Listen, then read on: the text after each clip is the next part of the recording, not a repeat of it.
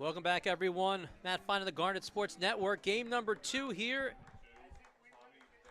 This is the final game of the regular season with a lot on the line between Franklin and Marshall and Swarthmore. This is Tommy Denlinger leading things off for the Diplomats.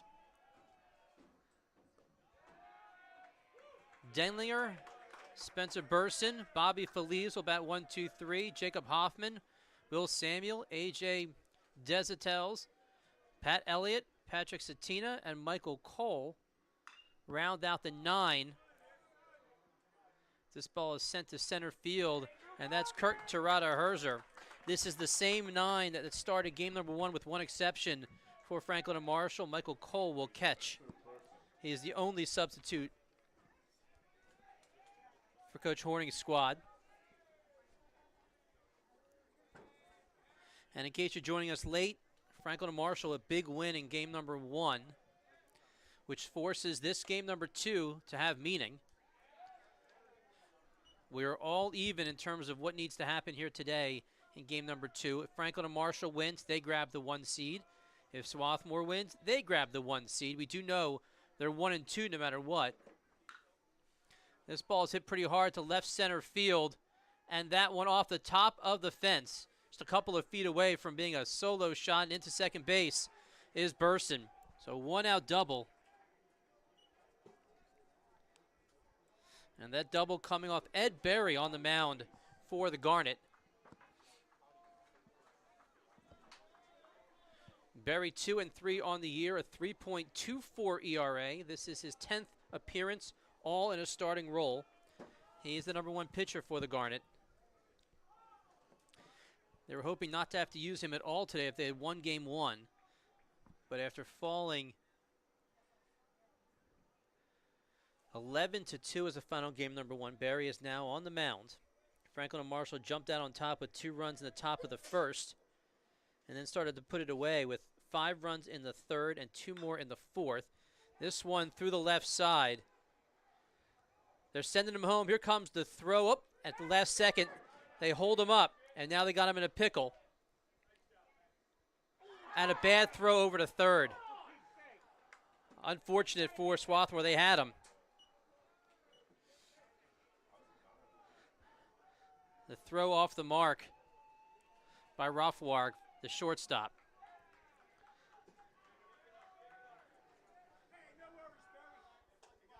So that's a single, and runners at first and third.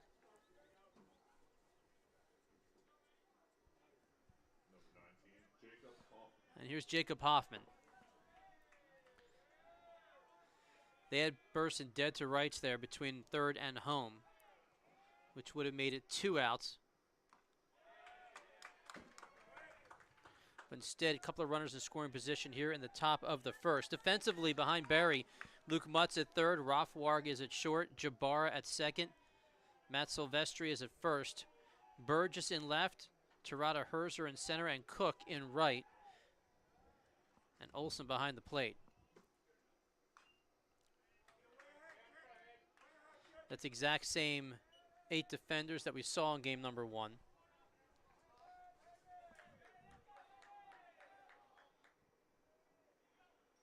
For Hoffman, he was 1 for 4 in game number 1.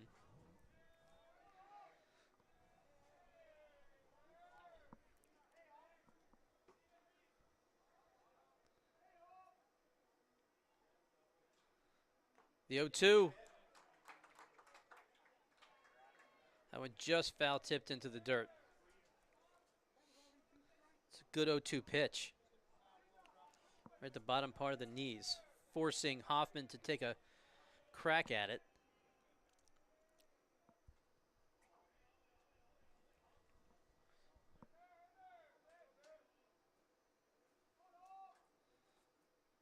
The 0-2. That pitch right on the edge, off the plate according to the home plate umpire, and the count goes 1 ball and 2 strikes. Berry wanted that pitch in a bad way, can't blame him.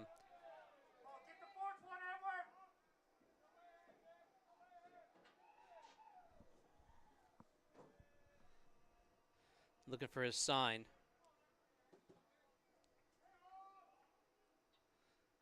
The 1-2. This one fouled away. Count stays 1 ball and 2 strikes.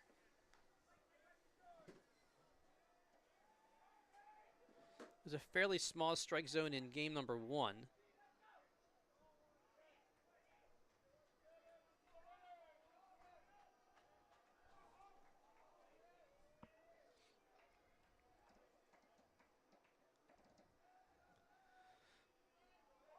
Looking for some signs. A lot of time between these pitches. From the stretch. This one popped up in the foul territory. Silvestri is there. And that's a big out, number 2.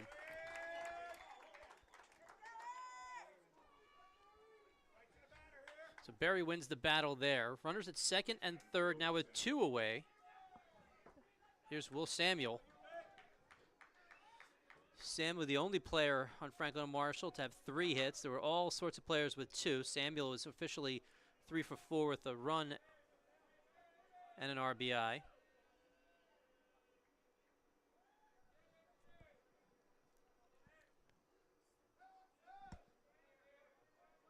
There are not too many easy outs here on this Franklin and Marshall team.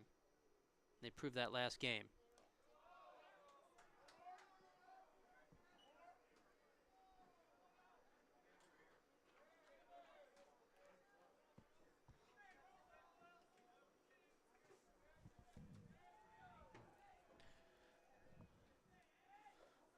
One ball, no strikes, 2 away. Runners at second and third. We're just underway here, top of the first in game number 2.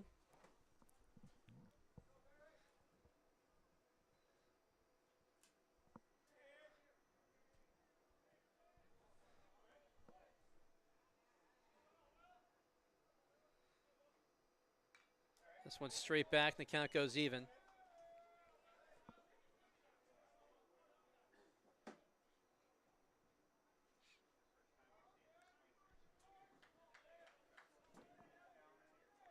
Barry has been the most consistent pitcher this season for the Garnet. Here's the 1-1. That one just misses off the plate as well. 2 balls and 1 strike.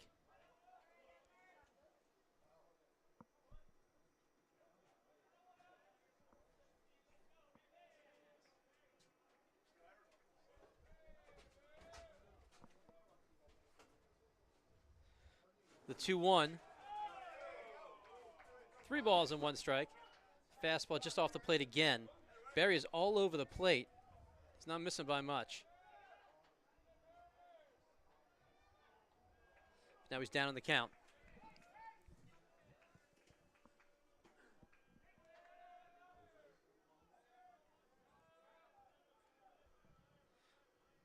Three and 1 with Desautel's on deck. And that's ball number 4.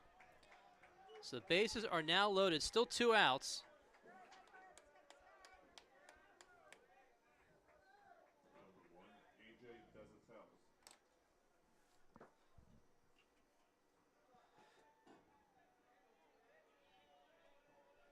Desautel's with a couple of hits, couple of runs, couple of RBIs in game number 1.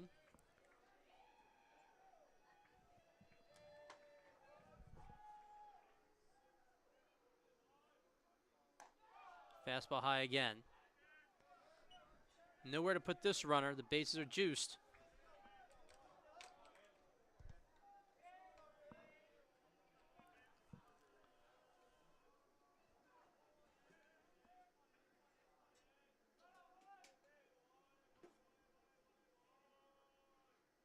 The 1-0. That's over for a called strike. 1 ball and 1 strike.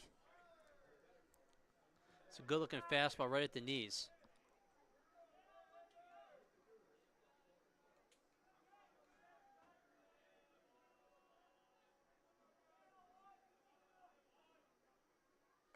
Ooh. Just a little high, a little tight over the head of Desautel's. 2 balls and 1 strike. Desautel's is 5'8" tall. If he was about 6'2", he would have gotten one in the ear there.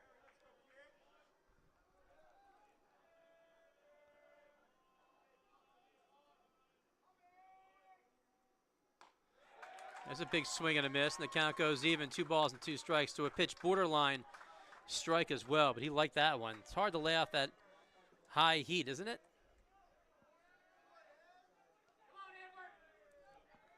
Big pitch here. A big moment early in the game. The bases are loaded, but there's 2 outs. Did he get him? He got him. Strike number 3. They said he did commit. And Barry gets out of the inning. A bases loaded strikeout to avoid a run. Couple of hits. 3 left. But no one crosses the plate. We move to the bottom of the first. Swarthmore coming to bat.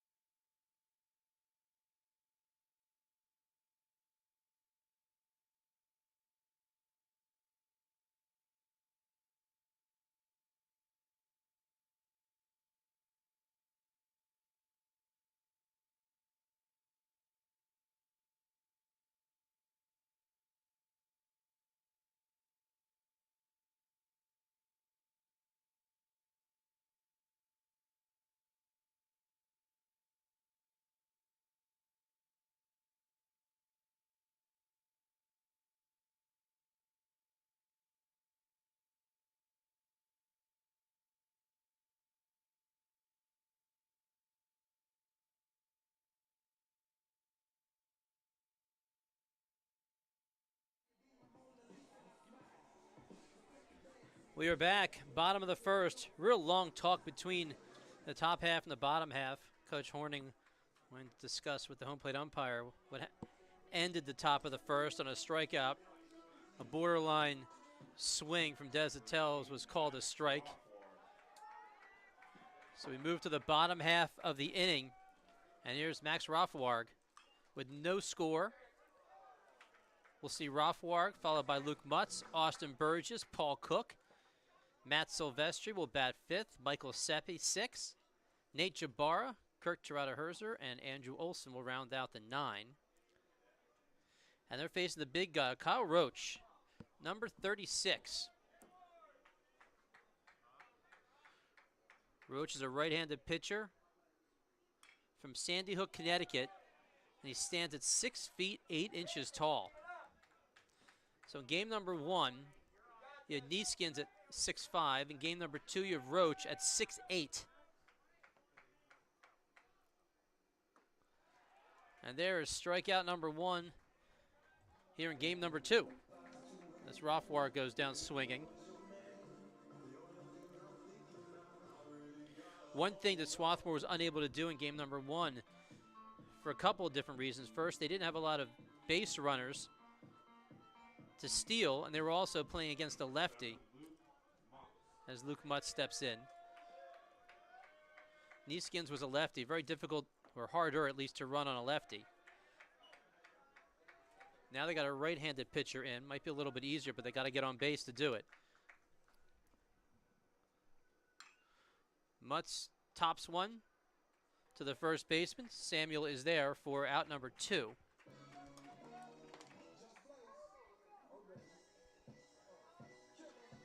The 2 batters, 2 outs. And here's Austin Burgess. Burgess 0 for 3 in game number 1, did walk. Number 2, Austin Burgess.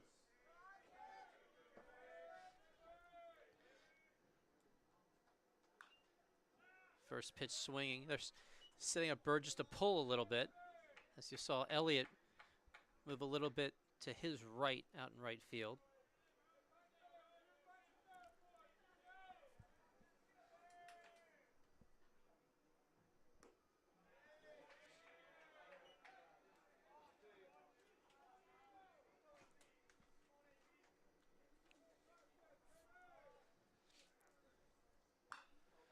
This ball is skied on the grass on the left side, and Feliz is there for out number 3. 3 up, 3 down, bottom of the first. We move to the second, no score.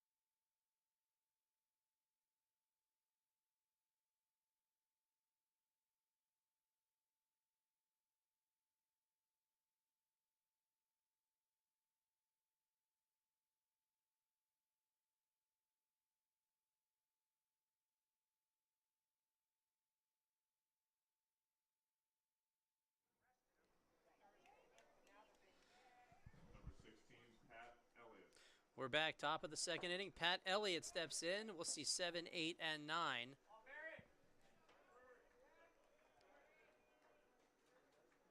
Elliott 2 for 5 in game number 1.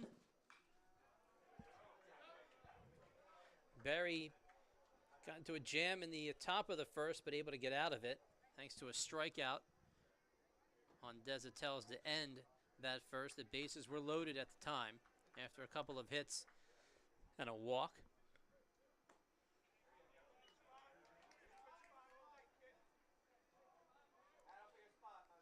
Beautiful afternoon at Clothier. Stands are full. A lot of Franklin and Marshall faithful making the trip here to Swarthmore. And then we have the fans out at the dorm in left center field as they're enjoying what is a beautiful afternoon. The sun is shining right on them above the Garnet sign. Who needs finals, right, on a beautiful Saturday afternoon? As the season and the school year is wrapping up across the country. Of course, also here in eastern Pennsylvania.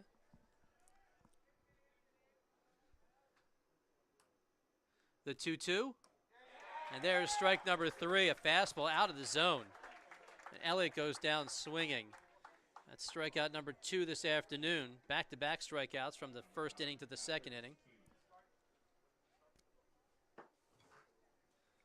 Here's Patrick Satina.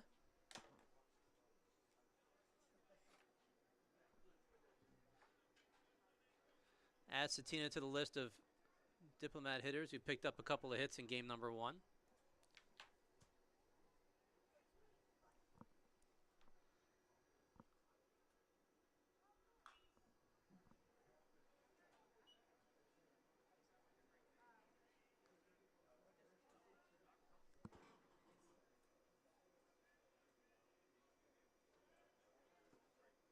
Satina came into today batting .280, so his average is on the way up.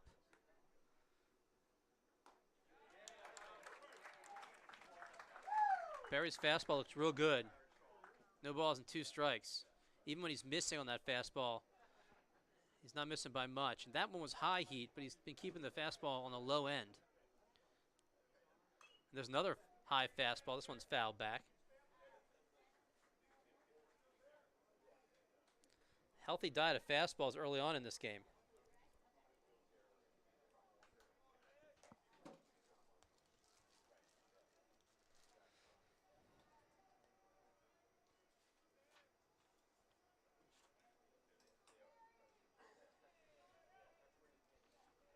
decent amount of time taken between pitches right now as Olson is giving signs to Barry.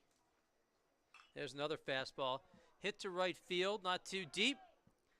And that is out number 2 as Cook pulls that one in.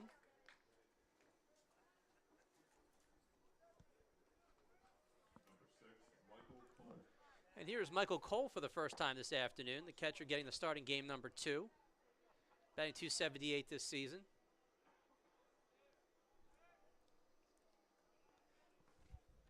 Cole is a senior from Plainview, New York.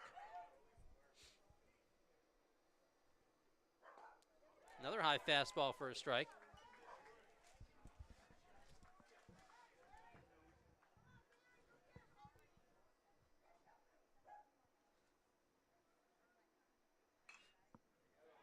And once again, Barry gets ahead of the count.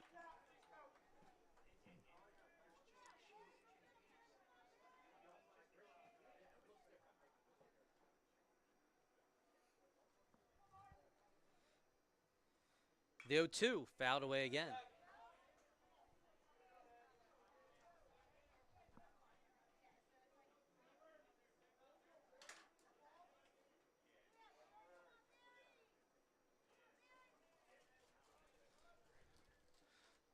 We'll do it all over again. Off speed, and they froze him. That's mixing up the pitches in a good way. After all those fastballs, gives him the hook, and he takes a seat. 3 up, 3 down, a couple of strikeouts here in the top of the second. We move to the bottom of the second, still no score.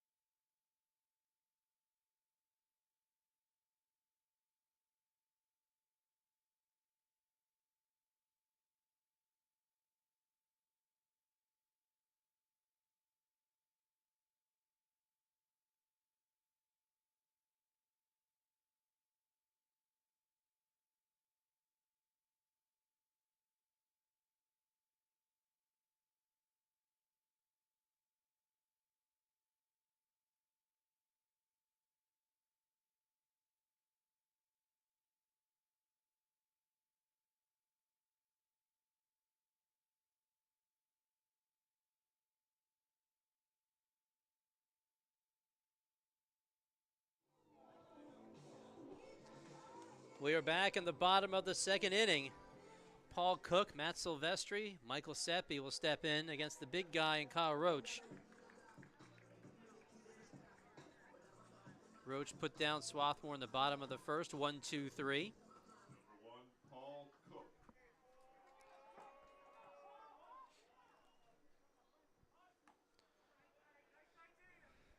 Cook commits there, picks up a strike, no balls and 1 strike. Cook 0 for 3 in game number 1.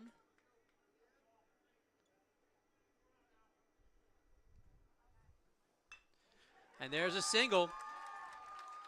The first of game number 2, a leadoff base runner for the Garnet. And this brings up Matt Silvestri. Silvestri still looking for hit number 1 this afternoon as well. An absolutely wild one at Haverford, by the way. We have a final between Johns Hopkins and Haverford. Remember, Haverford needs 1 win to advance, but they lose game number 1. And it was a crazy game. Hopkins was up 7-2 heading into the 8th. Haverford comes back, scores 5 in the bottom of the 8th to tie at 7-7, but then in the top of the 9th, Hopkins comes back, scores 3 to take the win 10-7. So Those two teams are now tied. They'll play the second game of that doubleheader. Here comes a stolen base down the second, and an easy stolen base it is for Cook.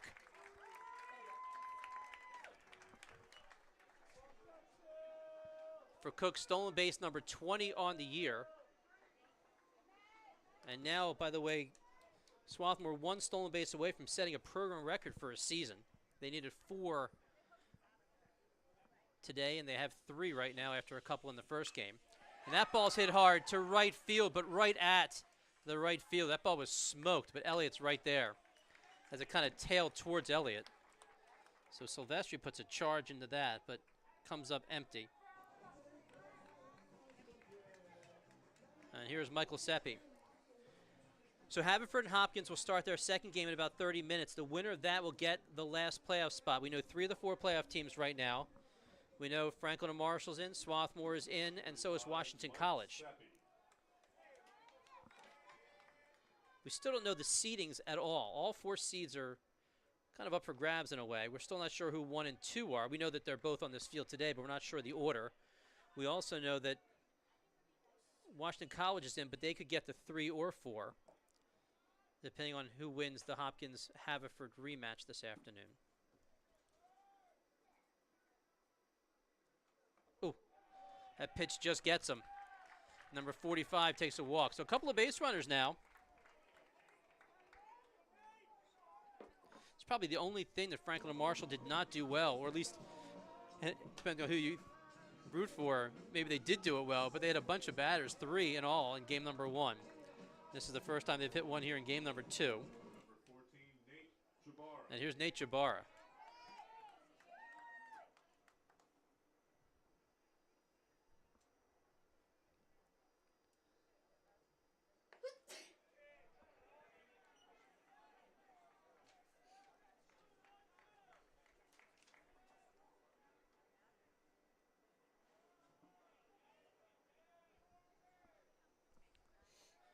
No balls and 1 strike to Jabara.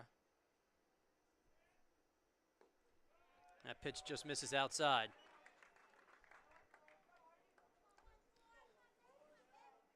So all the scores from the earlier games are in the Centennial. Of course, we got the Franklin and Marshall win over Swarthmore, Hopkins over Haverford, Muhlenberg over McDaniel, that final in 11 innings. Then Washington College shut out Dickinson 6-0.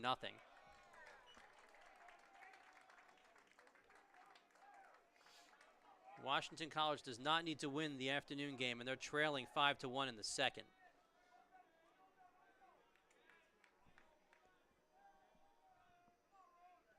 Two balls and 1 strike to Jabara.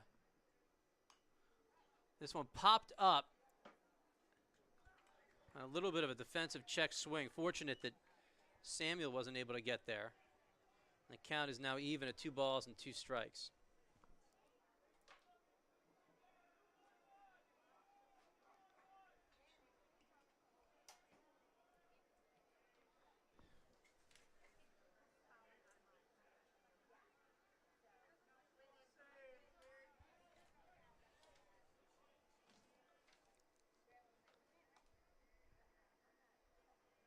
Here comes your 2-2. This one popped up in the infield. Infield fly rule in effect.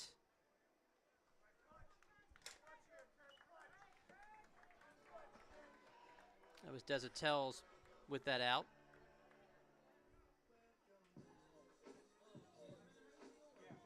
So a couple of pop-ups. Actually, a hard hit ball to right field was out number 1, and then the pop-up here is out number 2. Number 11, Kirk Terada-Herzer. And here's Kirk Terada-Herzer.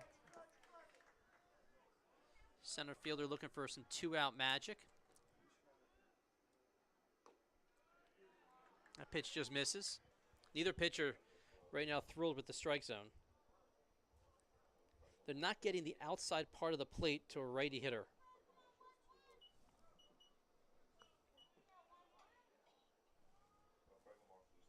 The 1-0.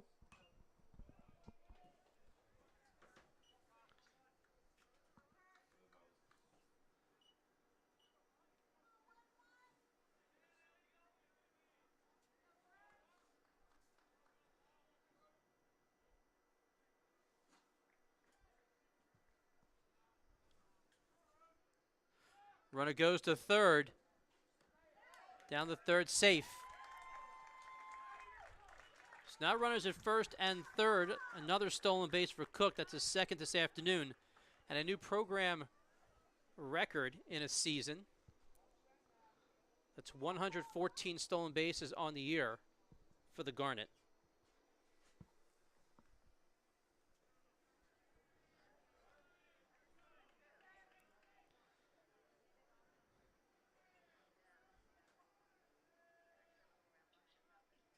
Two balls and one strike to Tirada Herzer. This one right up the middle, and this will bring in the first run of game number 2. A 2-out single for number 11. The junior outfielder plates Paul Cook. Stopping at second base is Michael Seppi, and Swarthmore for the first time today has a lead. So Tirada Herzer 1 for 1 here with an RBI. And here's Andrew Olson, the 9-hitter. Another runner at second base. Goes fishing for that one. No balls and one strike.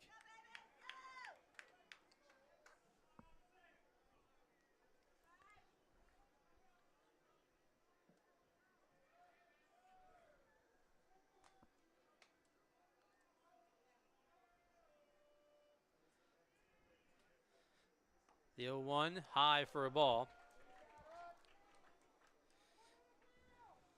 There aren't too many people on offense who cannot run, who don't normally run on this team. Tirada Herzer has 12 stolen bases as well on the year.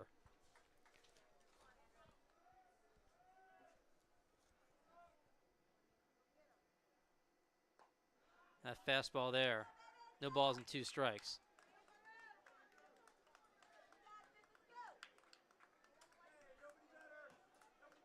Coach Booth at third base giving some signs.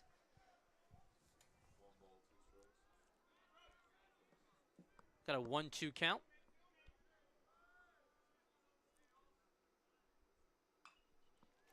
This one fouled. We'll do that again.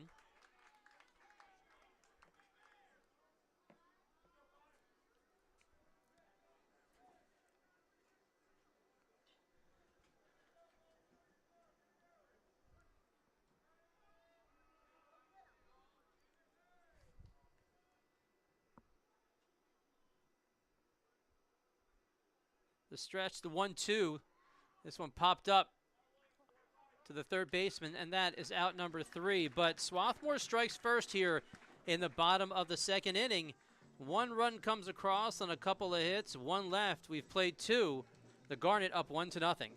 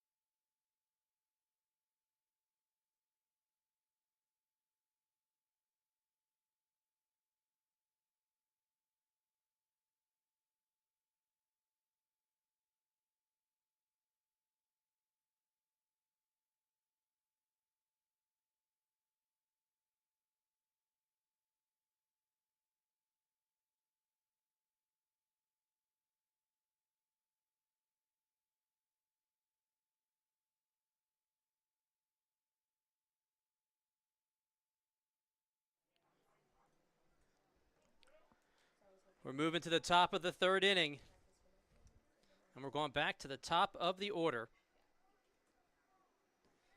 Here's Tommy Denlinger. He flew out deep to center field in his first at bat. 1-0. The Garnet out in front. Second time around the order. for Barry. Well, to see if that fastball, they've had a tough time catching up to his fastball, which he's been able to move around a lot. He's had it low in the zone a couple of times, but he's also had it high in the zone. We'll see if they're able to figure that out the second time around. That's when you start to really see whether they can catch up to the speed. 3 strikeouts for Barry the first time around.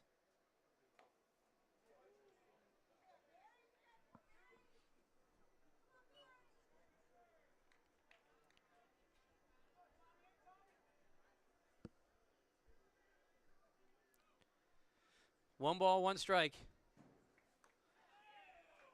And there's strike number 2.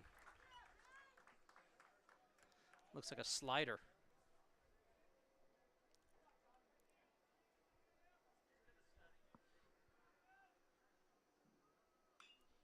That one bounced foul. Another fastball inside.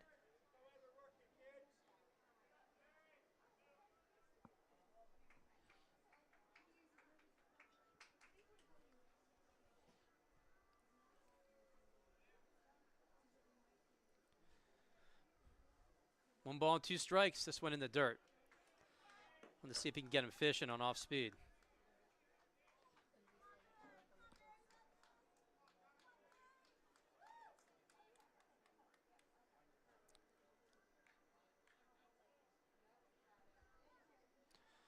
The 2-2. This one popped up. Shallow left field. Burgess has plenty of time to get over there for out number 1.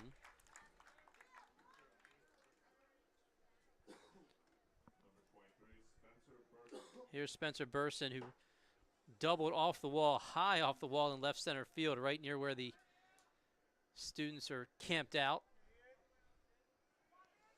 as they're looking to celebrate a regular season championship with their squad. That pitch just a bit outside. And you can see Barry asking, is that high? I didn't see whether the ump called it up or out. And there's strike number 1. 1 ball, 1 strike.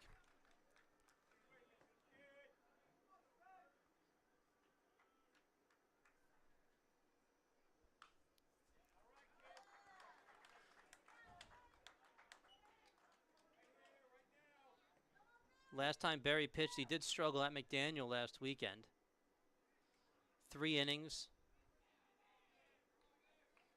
Gave up 8 hits, 6 runs, all earned. That was his second shortest outing of the year. His shortest outing since the first week in March in a non-conference game. I believe the team was in Florida at the time.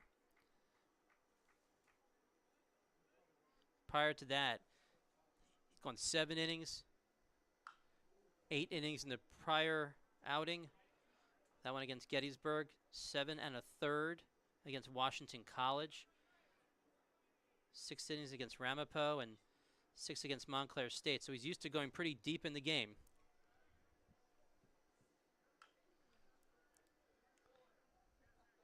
And he's ahead here. Again, 1 ball and 2 strikes to Burson.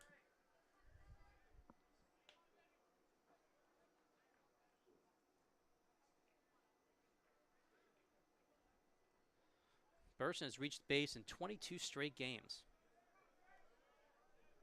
if you include the first game today.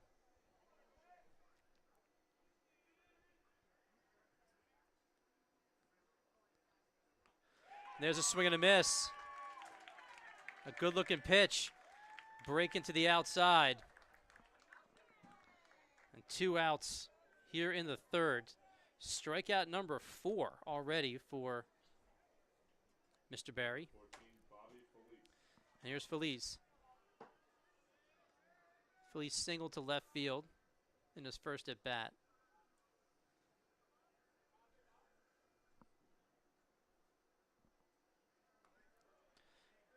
I was mentioning Burson with his 21 or 22 straight games where he's gotten on the base. Make it 23 because I forgot in the first inning he already got on base. So he got on base both games today. So you can move that number to 23 on the season.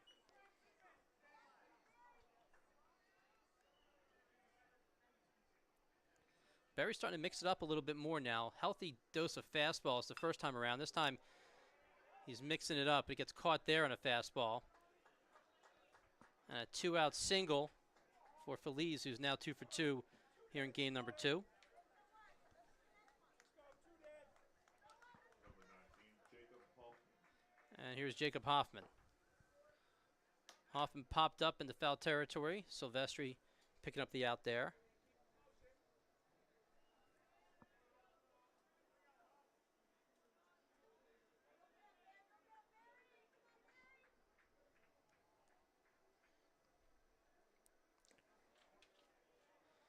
First pitch in the dirt.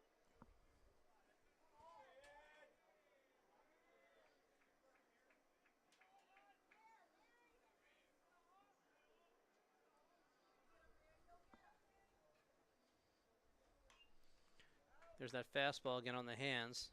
1 ball and 1 strike.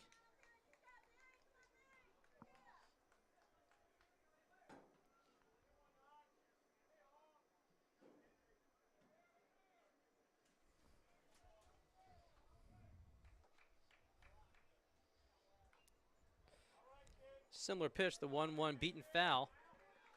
And Berry gets ahead of the count.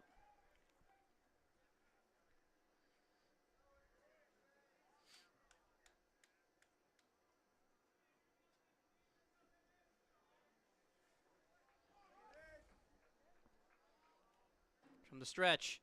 And there's the high heat one more time. And Hoffman goes down swinging. Strikeout number 5. No runs, 1 hit, 1 left. Move to the bottom of the third, 1-0 Swarthmore.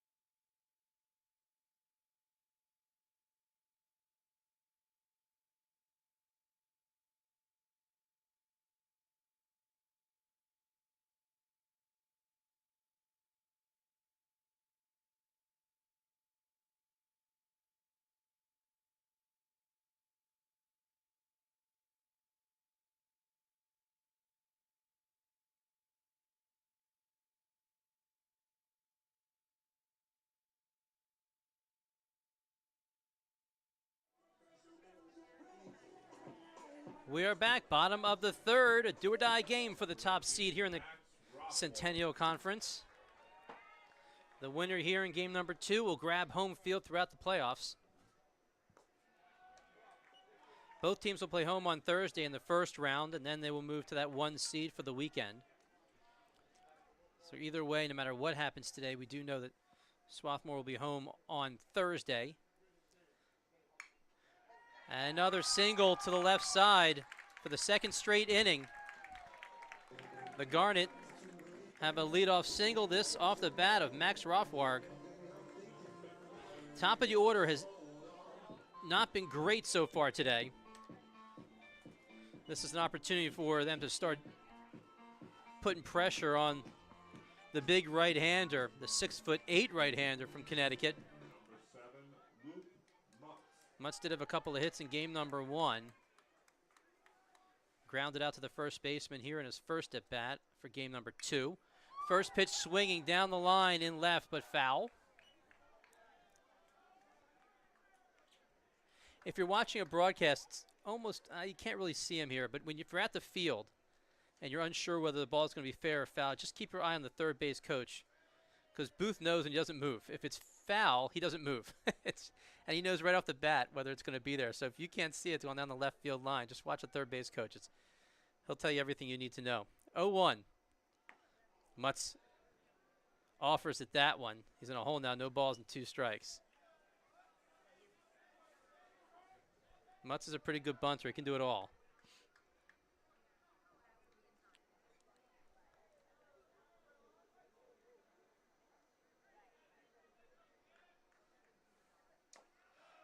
Rothwarg with 9 stolen bases this season.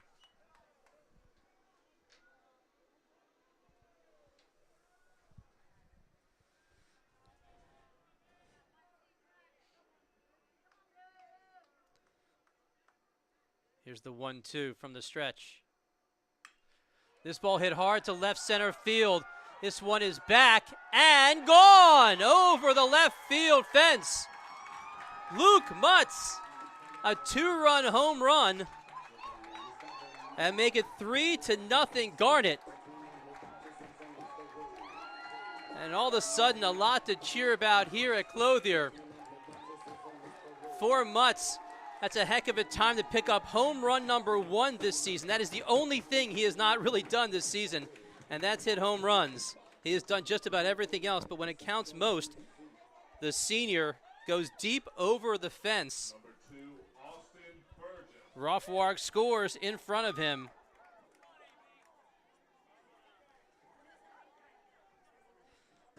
Three to nothing as Austin Burgess steps in now.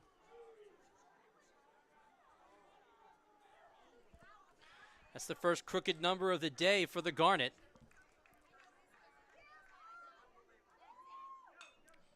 This ball hit pretty deep to right field, but Elliott is there for out number 1.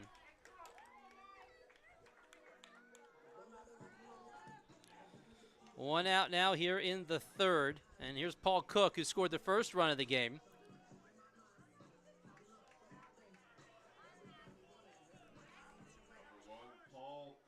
Cook scored on a single in the 2nd off the bat of Kirk Tirada Herzer. He shows bunt. That's going to be a tough one. And he is safe at first. That's an infield single as he beat that throw.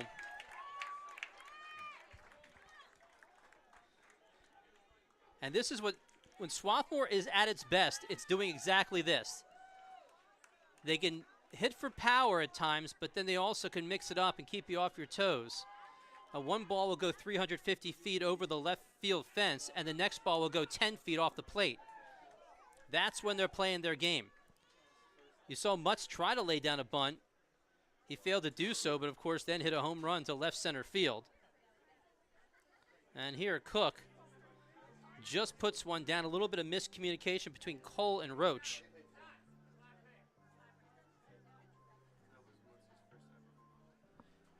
And not only was that, by the way, Mutz's first home run of the year, I'm being told that's his first collegiate home run, period. So what a time to do that. You would think with a guy who has, this season alone, came into today with 63 hits, he'd have at least a home run. But Mutz shows some power when you need it the most. Definitely one of the front runners for player of the year in the Centennial. I don't see how he doesn't win it. When you look at the stats, he plays for one of the best teams in the league, a team that is vying for the #1 seed, leads a team in batting average, stolen bases. He's up there in runs. And he's the hero as of right now with that 2-run shot. Again, his first career home run. I'm not sure one of the students out there is going to want to give him that ball. He's going to have to go find that ball. So here's Matt Silvestri. A fastball over for a called strike. Batters have not been getting, the pitchers, excuse me, have not been getting that outside corner, but Roach gets it there.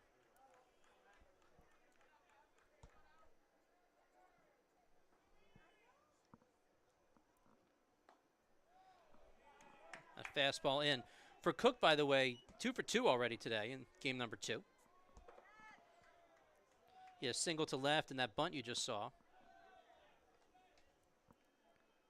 Still just 1 out.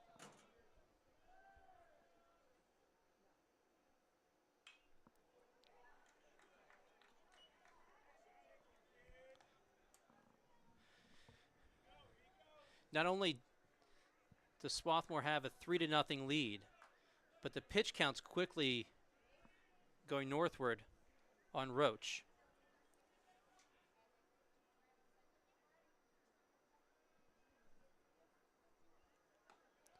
And that pitch misses high.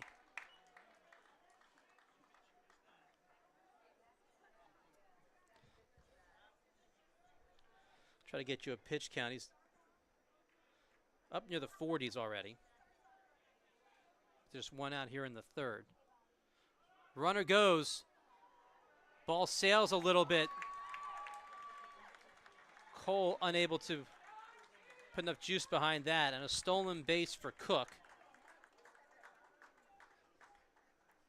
That's 3 stolen bases already.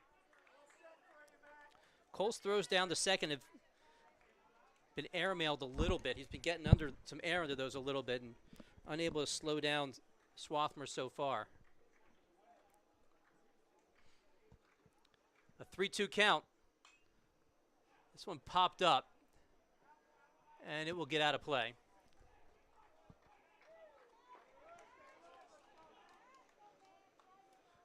For Cook, that's stolen base number 20. He's second on the team behind Mutz.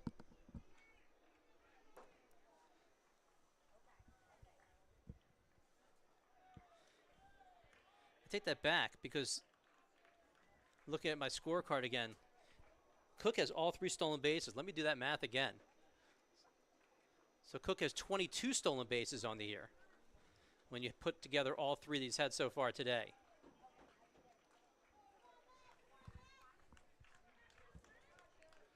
Here's Silvestri, full count. Another foul ball.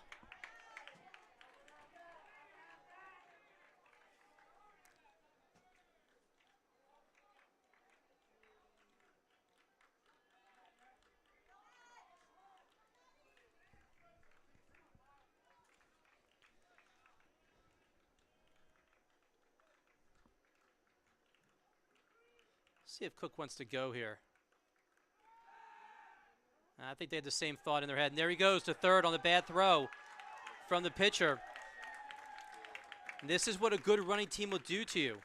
Horny knows this team can run. Every team in the Centennial knows what Swarthmore likes to do.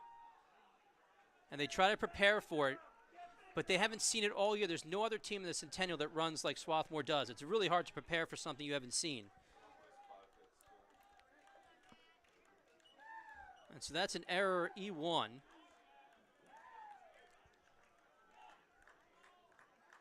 And now a runner at third with just 1 out.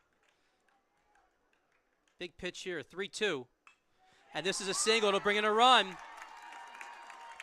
That's an excellent piece of hitting by Matt Silvestri. Went down and got that, played a little bit defense on 3-2. Just had to make contact, and he did just that. And Cook comes home to score. An RBI, a hit for the first baseman.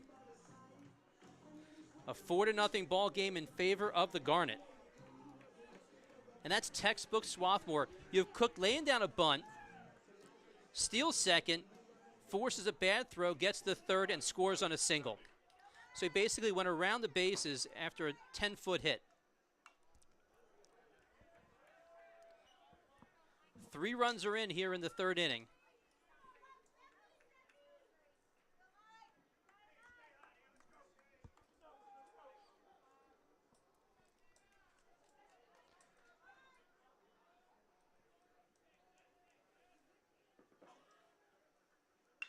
This one right up the middle, past Feliz into center field.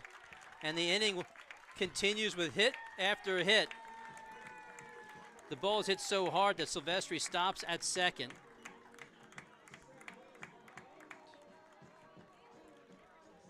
Five hits this inning. 3 runs across. 2 are on. And here's Nate Jabara. Jabbar popped up to the second baseman in his first at bat. First pitch swinging. I was talking with Coach Midkiff this week, and I was asking him about all the stolen bases that Swarthmore picks up, and I asked him, does anybody have a green light to run whenever they want? And he said everybody does. He says we practice it, they know what to look for. It's their decision whether to go. He says we'll very rarely call a hit and run. Sometimes there's just an opportunity to hit and run, but more times than not, he says I have enough fast players. If they want to go, they can go. And they'll make mistakes. You're going to make mistakes if you are that aggressive on the base path. You're going to make mistakes every once in a while, but more often it's going to be good stuff if you're aggressive, is his approach. Fastball in on the hands for strike number 2. Samuel is up at first base now on the edge of the grass, and so is Denlinger at third base. So the corners are in. Middle of the infield playing double play.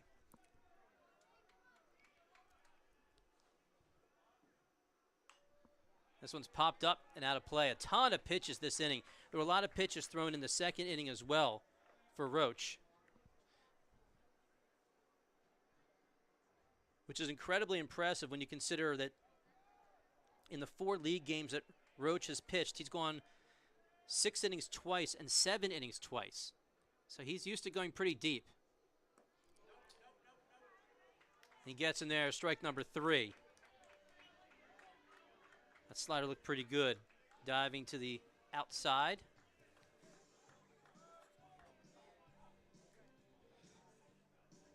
Second strikeout this afternoon for Roach. 2 away. Here's Kirk Terada-Herzer. He had an RBI in the second inning, a single up the middle. He's got another opportunity here. Fastball high.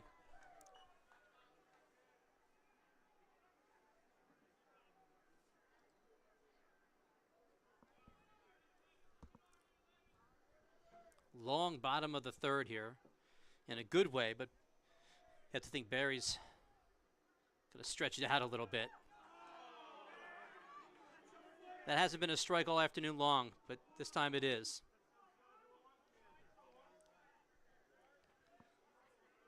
One ball, one strike.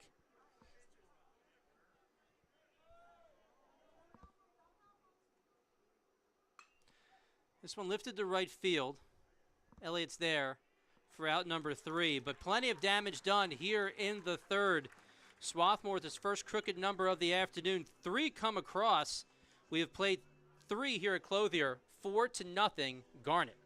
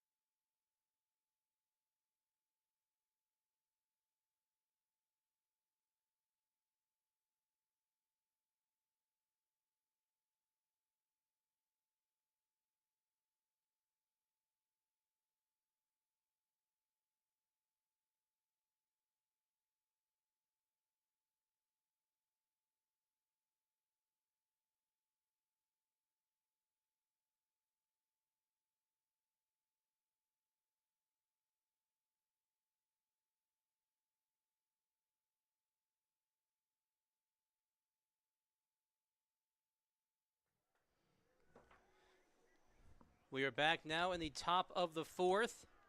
Will Samuel, 5, 6, and 7. They'll start things off against Barry. Barry with 5 strikeouts through 3 innings.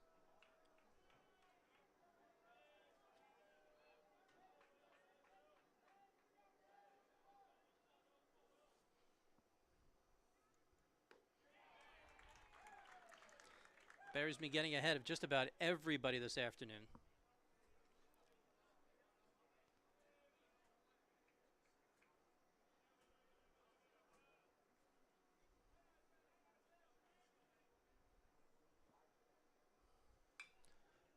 One's fouled away, and the count goes no balls and 2 strikes.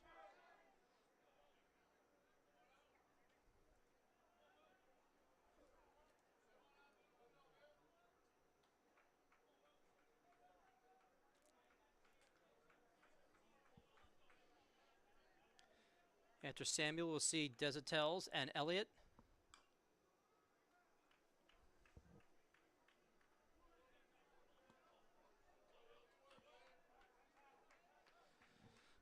Franklin and Marshall playing with a little bit of adversity for the first time today. We'll see how they respond. They led from start to finish in game number 1. They scored 2 runs in the top of the first. And even though they gave up 1 run in the bottom of the first, really never looked back. The game was over very early. That one will go foul towards the softball complex.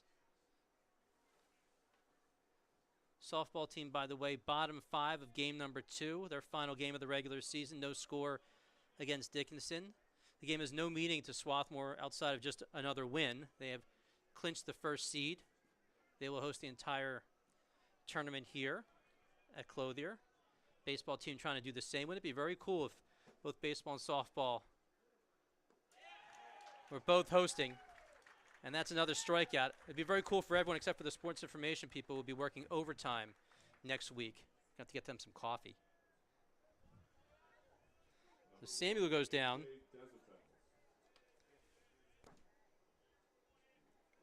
That's 6 strikeouts. And here's A.J. Desitels, one of the strikeout victims. He ended the first inning. And who knows how things are going to end up, but if we look back at this game and we think of a couple of moments in this game that might mean something, that strikeout in the first inning when he got Desitels to end the first with the bases loaded, when Barry got that strikeout and didn't give up a run, that was a huge moment early in this game.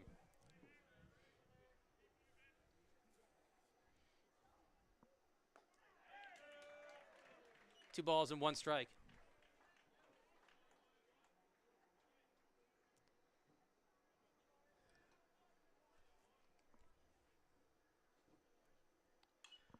Two one popped over my head. And we're even. 2 balls and 2 strikes.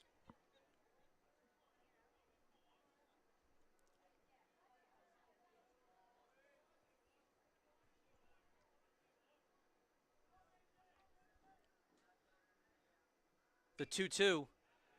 Lifted to right field. Shallow right. Oh, and there is Nate Jabara with a hot potato in his mitt. I was wondering if Cook would come in and call him off, but Jabara takes control, and that is out number 2. Here's Pat Elliott. Elliott struck out in his first at-bat as well to start the second inning.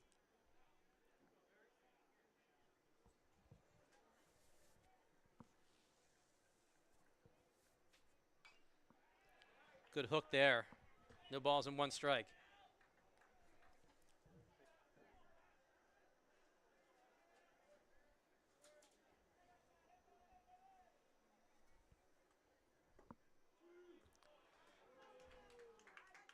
Counts even.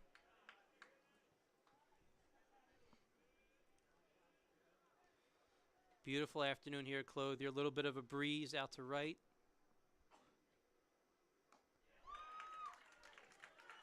A little bit of a breeze on a big hack on a high fastball as well. We go 1 ball and 2 strikes. I feel like we deserve this kind of day after the spring we've had. It's been cold. That one's popped up, playable. Along first base, couple different players over to get it.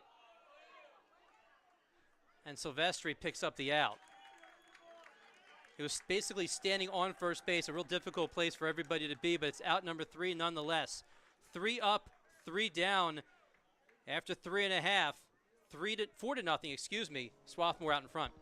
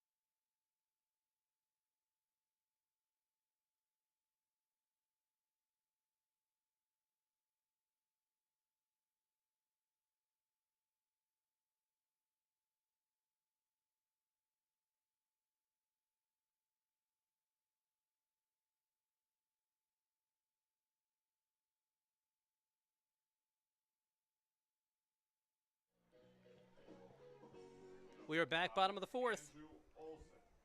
And a new pitcher on the mound to face Andrew Olson. For the Garnet will go 9-1-2. Kyle Roach is out. Number 36 takes a seat. And here is Shane Rebain, number 27. Rebain is a freshman from St. David's, Pennsylvania. That's Radnor High School out of the Central League.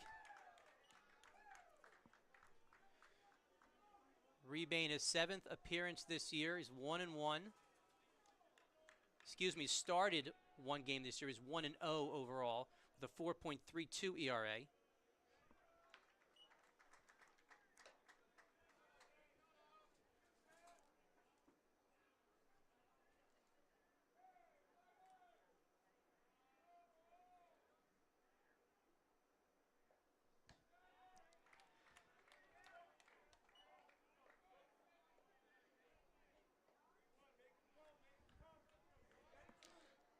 Rebain last pitched on the 23rd of April against Haverford, pitched 1 inning. He's got a 3-1 count here. And that goes inside. Another leadoff base runner. That is something Swarthmore's really been able to do so well here in game number 2. And it's just paid dividends.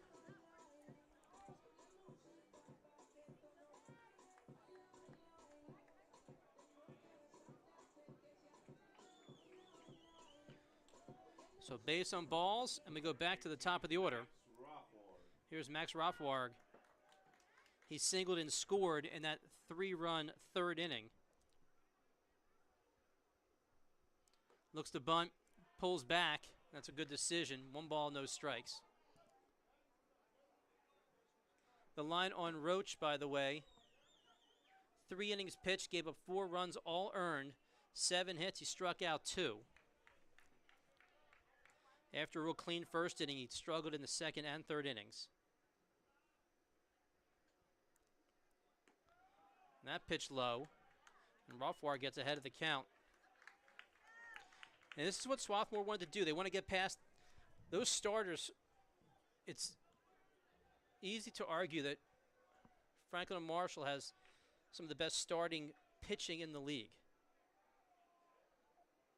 Guys that like to go deep. And they want to get by that, get into their bullpen. And here in game number 2, we're in the bottom of the 4th, and they've done just that. And they have a runner at first on a walk. And now their leadoff guy's at 3-0. And you have a home run hitting Mutz up next.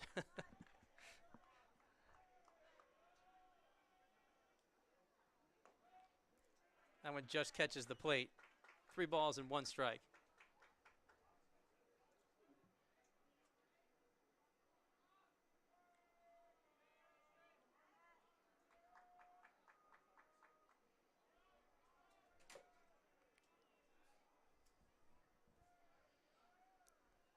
The 3-1 pitch.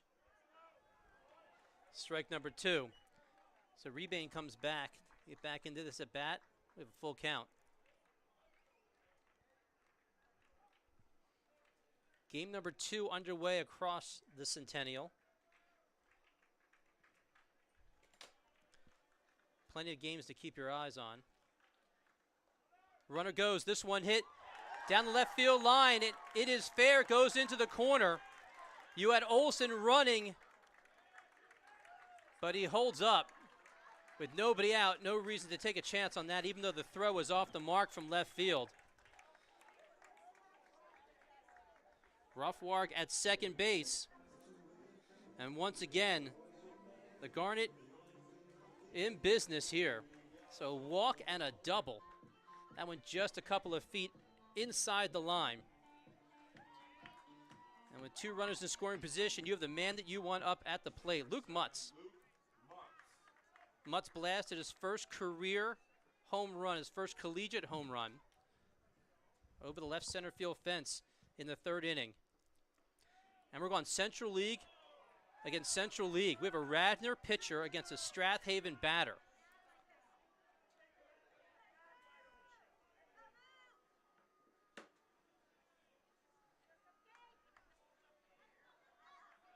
Again, with Rebain being a freshman, I'm not sure they ever faced each other in the Central League, but I like to play it up anyway. This one popped up and foul, and Mutz goes no balls and 2 strikes.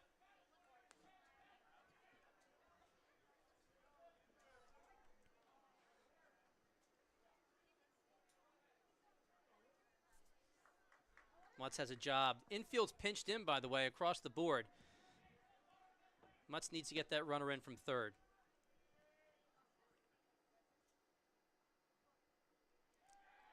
And he gets hit right on the foot. Another hit by pitch. We've seen that plenty today.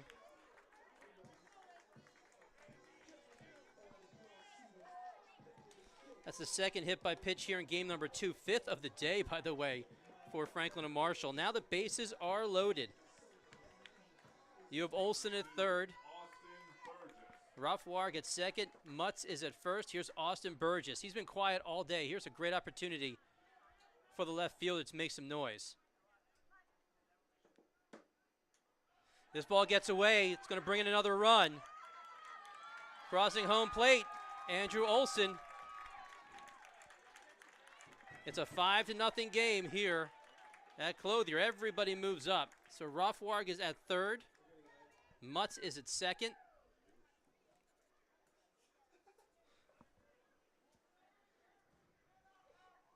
And Burgess has everything in front of him still. And we have more action now starting up in the bullpen again for Franklin and Marshall.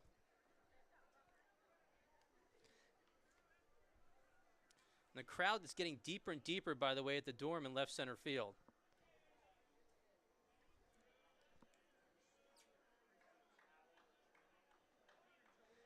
I imagine for the left field and the center fielder out there when the away team is out there is not it's not a conversation for the kids. 1 ball and no strikes. That pitch misses low. I can only imagine how they are getting on the center fielder right now. Burson is probably absolutely hearing it out in center field from that crowd.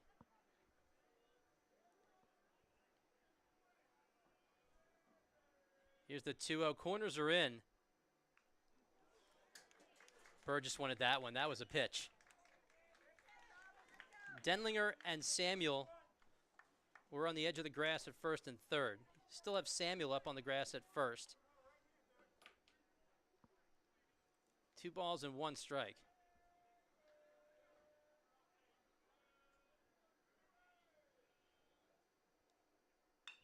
Burgess waits on that one, hits it to left center field, picked up by the center fielder, but it will get a run in.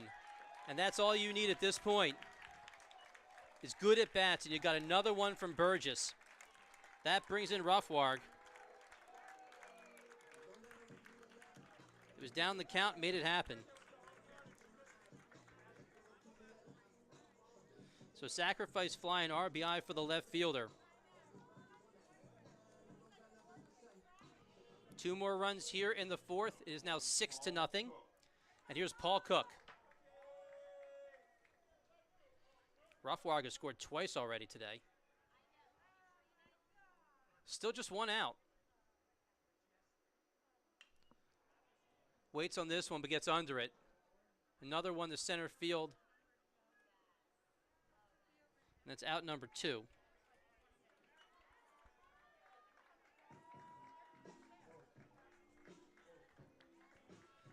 So Cook goes down for the first time here in game number 2. And here's Matt Silvestri. Number 23, Matt Silvestri. A runner at second base, 2 across.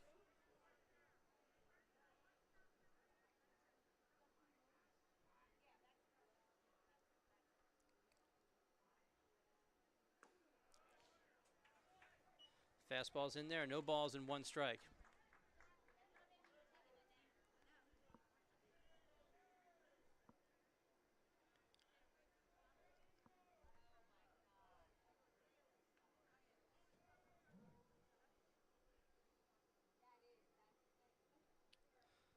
From the stretch, the 0-1.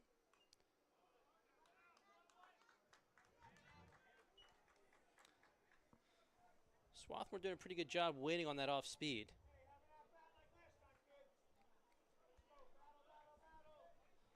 It's in a hole now, though.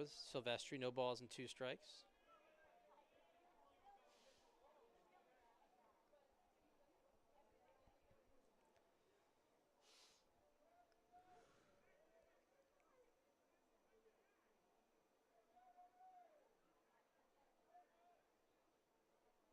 Runner goes on the 0-2. Cole unable to hold on to it. Real nice jump from second base.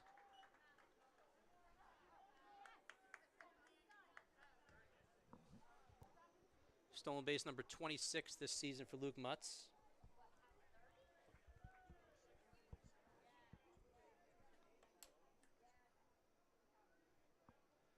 One ball and 2 strikes. This one in the dirt. This is where you got to be careful. When you're up 1 ball and 2 strikes, you're thinking as a pitcher you can throw anything you want. But with Mutz on third, it does make the pitch a little bit more conservative. We've already seen a runner score on a wild pitch. And they have another one 90 feet away. 2 balls and 2 strikes to Silvestri. That pitch high. The count's full.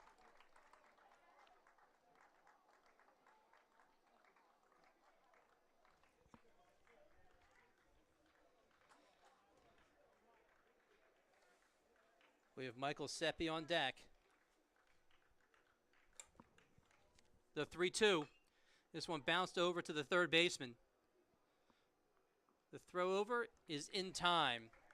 And that is out number 3. But another couple of runs come in on just a single hit here in the 4th.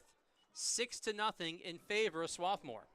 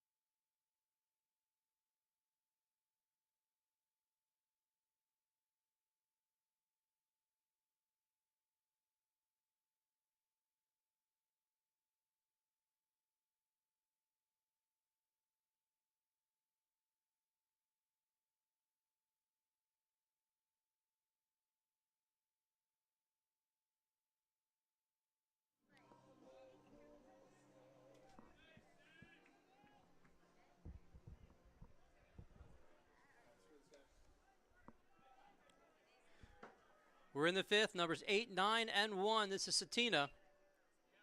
First pitch swinging, popped up. Max Rothwarg had to move 3 inches. And that is out number 1. Number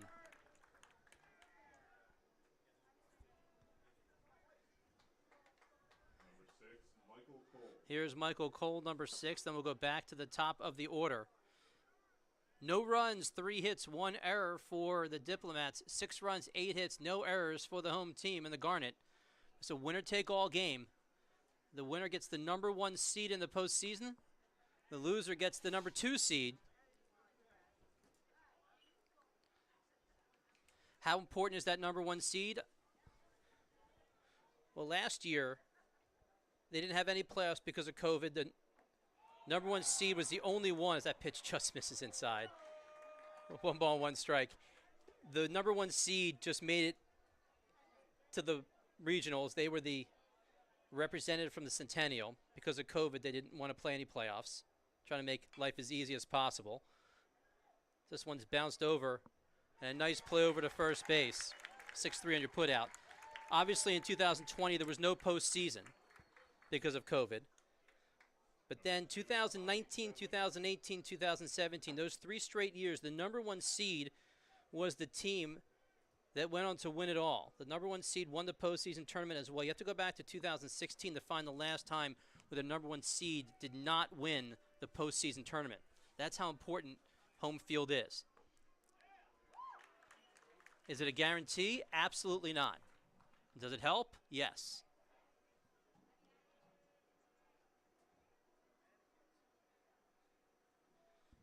That year in 2016, Hopkins hosted as Denlinger fouls one back. Hopkins hosted in 2016, but Haverford won it all. So they went on the road to Hopkins and won it. That was the last time.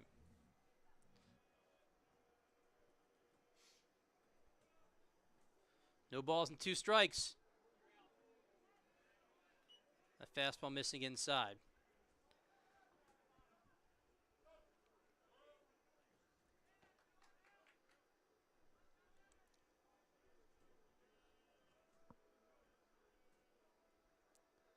The 1-2 bounced. Good play by Mutz at third. Throws a little high. Unable to hold on to it is Silvestri. Mutz did a nice step back to pick up that ball, but the throw sailed on him a little bit.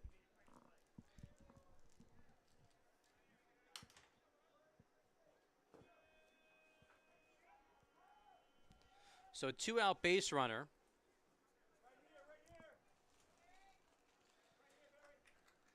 That error charge to Mutz at third base, E5.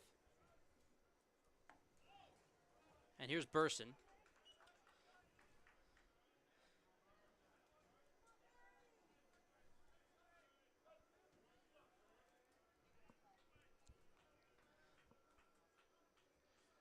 It's one thing that Swarthmore does not want to do is give Franklin and Marshall extra outs.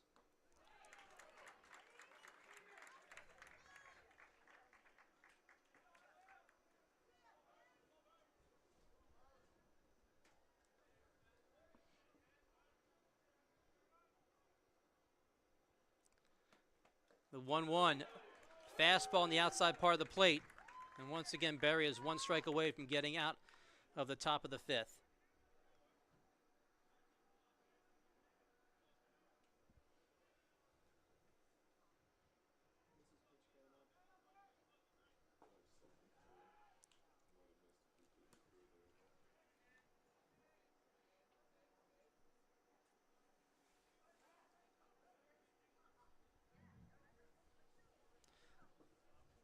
Berry's pitch count into the 70s right now.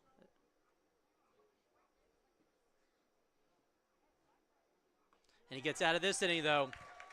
Another strikeout to end the inning. He's done that a couple of times today. 4 times to be exact. He has ended an inning with a strikeout. We're done here in the top of the 5th. No runs, no hits, 1 left. Halfway through game number 2, 6-0, Swarthmore.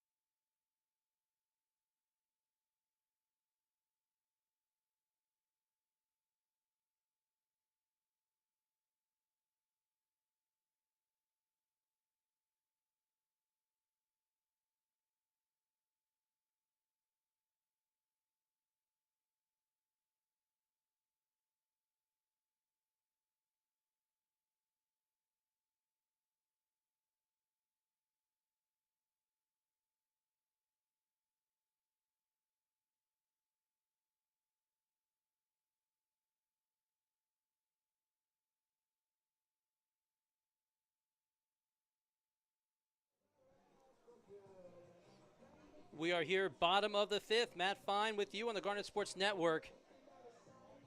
Decision day here in the Centennial Conference, the final day, the final game of the regular season. Mike Seppi. We'll see 6, 7, and 8. Mike Seppi, Nate Jabbar, Kirk Terada-Herzer against a new pitcher, Jason Shulman, number 34, the third pitcher here in game number 2. I thought for a second there that Seppi took one on the melon there, but he did not. Shulman, a sophomore right-hander, his 8th appearance of the year. He's 1-1 with a 5.03 ERA. Give all sorts of credit to those people who made the schedule.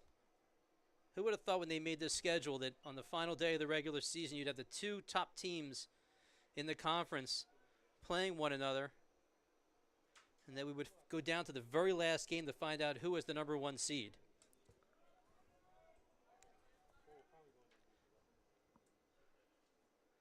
The 2-0 missing. A fastball. We go 3 balls and no strikes.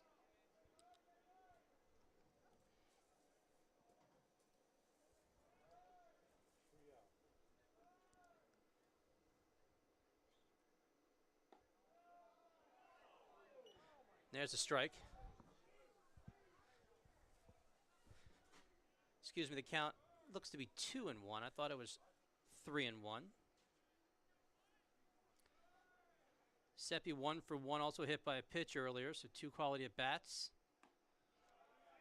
Holds off on that one, and now we're at 3 balls and 1 strike. One thing that Swarthmore has just done an excellent job of here in game number 2 is getting that leadoff guy on. I'm still off on the count here. Now I'm 3-2, not 3-1. I'll get it one of these moments. So full count. And that pitch misses outside. Another leadoff base runner via walk. This got to give Coach Horning all kinds of fits walking the leadoff batter. They did it in the 4th as well. Did it here in the 5th. So the 2nd, 3rd, 4th, and 5th innings, Swarthmore's put on its first runner. The only time they did not was in the 1st inning. And here's Nate Jabara. Jabara pulls back. If he hadn't, it would have clipped his helmet. Cook singled to lead off the 2nd. Rothwark singled to lead off the 3rd. Olson walked to lead off the 4th. And now we have Seppi leading off the 5th with a walk. Pulling back again, this time a strike, so the count goes even.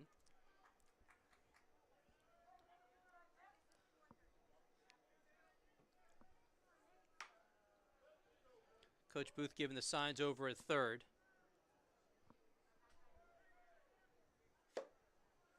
Coach Throckmorton over at 1st.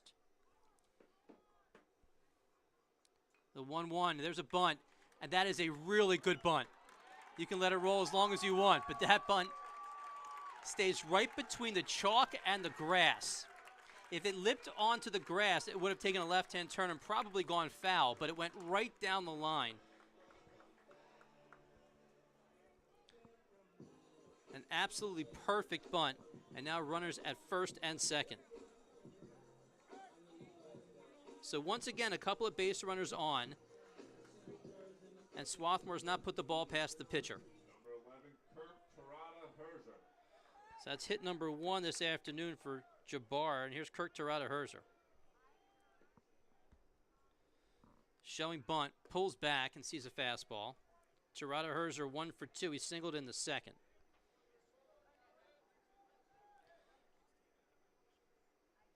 Seppi on 2nd, by the way, hit by pitch, single, and a walk. 3 quality at bats out of the 6th hole.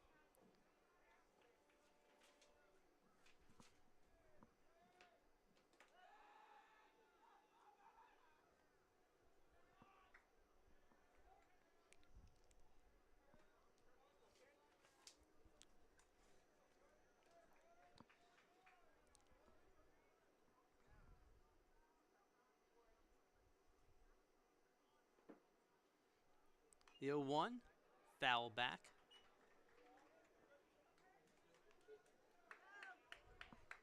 No balls and 2 strikes to the center fielder.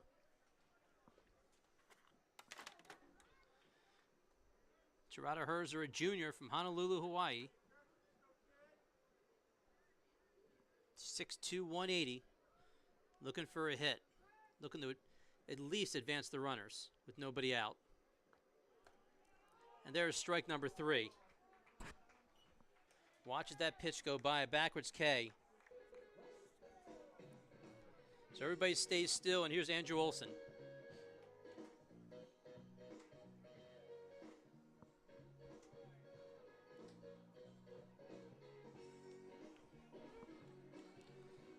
It's a 3rd strikeout here in game number 2 overall for Swarthmore. Olson 0 for 1 with a walk.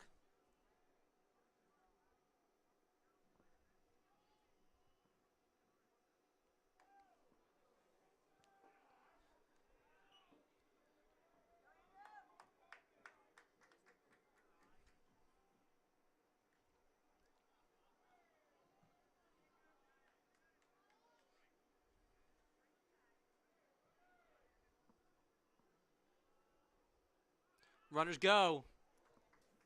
Both got a good jump, but they'll go back now.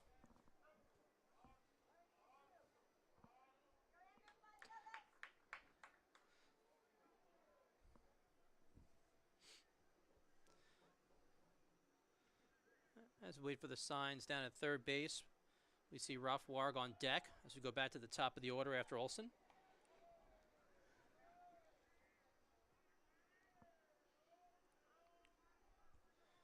Desautel is holding on the runner at second. There's a pretty good gap on the right side.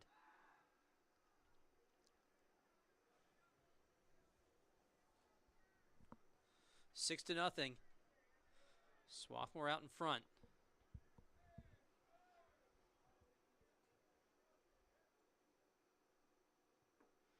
This one bounces in there. So Olson is ahead of the count. He's already walked once today. He's at 2 balls and 1 strike.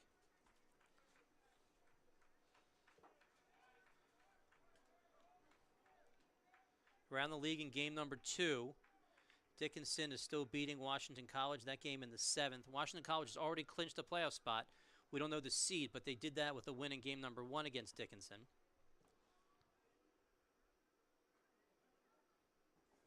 Runners go. That ball hit pretty hard to right field. Back to go get it is Elliott. Throws to second base, and that is a double play. So the inning ends for the Garnet on a double play, 9-6. And that will do it for us here in the 5th. We move to the top of the 6th, 6-0 in favor of Swarthmore.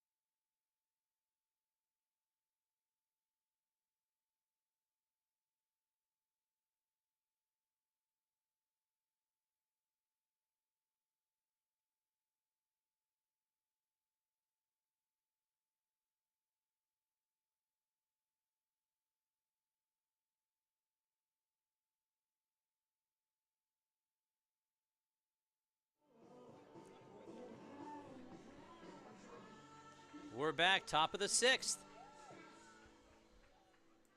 Second half of this game, and a game that's been all Swarthmore so far. I don't think anybody's breathing easy on either side. But it is 6-0. No runs, 3 hits, 1 error for Franklin and Marshall. 6 runs, 8 hits, 1 error for the Garnet. And here's Bobby Felice. He is 2 for 2 this afternoon in game number 2.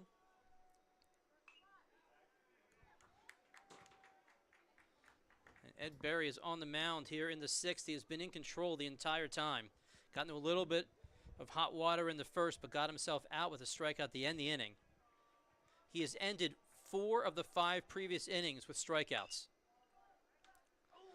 And that one rolls up the arm of the shortstop in Roughwark, so a leadoff base runner here in the 6th. An error in the 5th, and now an error here in the 6th.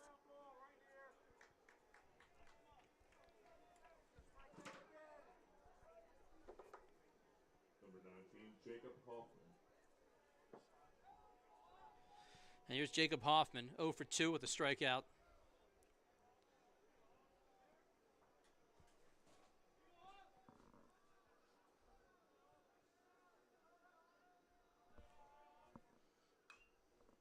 This one bounced over to third, trying to get the lead runner. They do.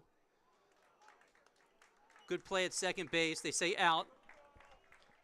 Jabbar lost the handle on the ball on the transfer. So it's a good play for Swarthmore there as they get that lead runner. 5-4 on the putout and the fielder's choice. And Hoffman stands at first base.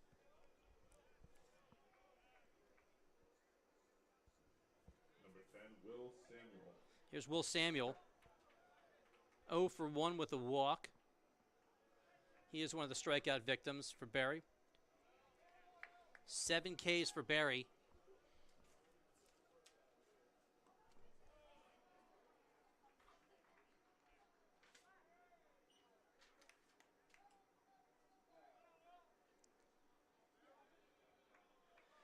Berry's season high for strikeouts is 9 at Dickinson a couple of weeks ago. He also had 8 strikeouts against Montclair State back in mid-March.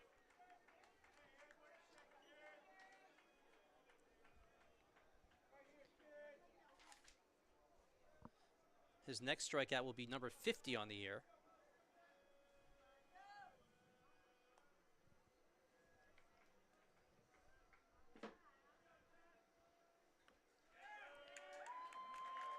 There's a fastball for a strike. 2 balls and 1 strike to number 10. Samuel is the Penn Charter graduate from Philly.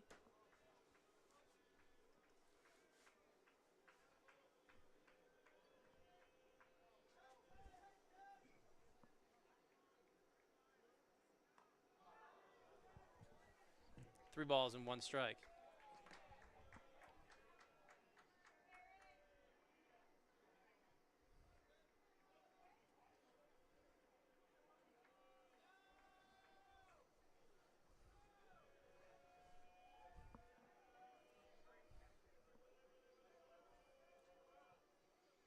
The 3-1. You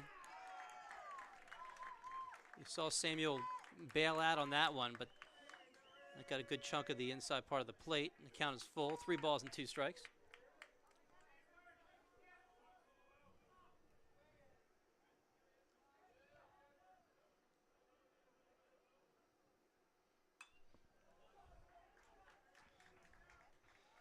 I think Berry got away with one there. That one had a good chunk of the plate right down the pike. So we do that again. 3 balls and 2 strikes.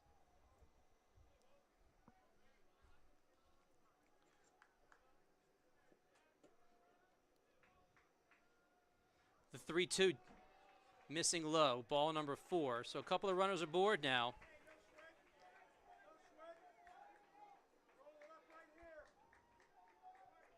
Number 1, AJ Desertel.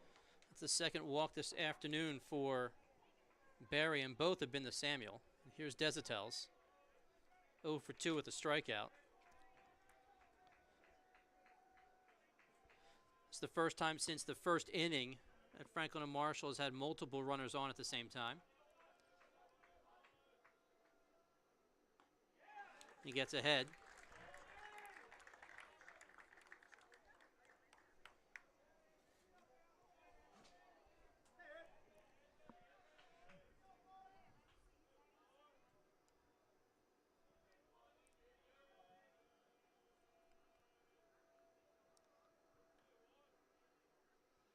The 0-1. There's your heat. Desautel's is behind, no balls and 2 strikes.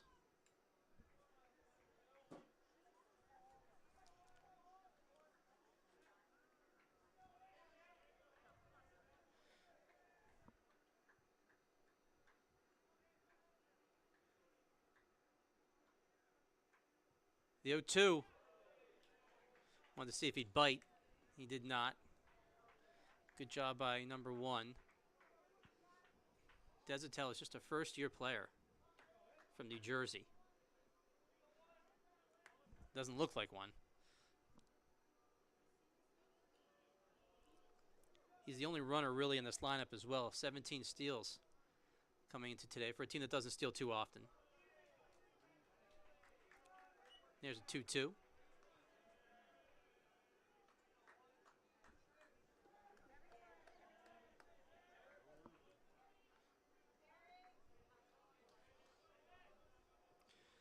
Two balls, 2 strikes, 2 on. Hoffman at second, Samuel at first. 1 away. It's a good pitch, fouled back.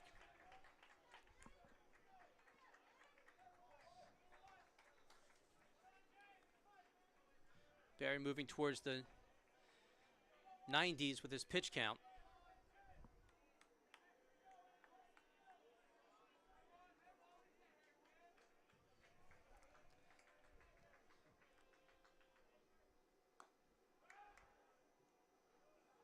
Snap throw to first. Nice play by Silvestri as that ball was in the dirt. And now the count's full again.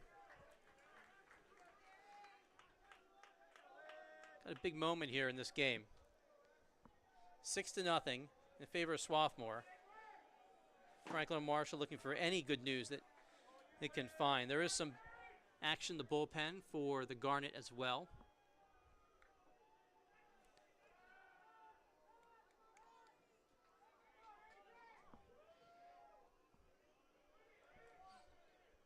Barry hasn't faced adversity since the first inning, at least with base runners on. I think every time he faces a batter, there's adversity, but at least with the runners aboard.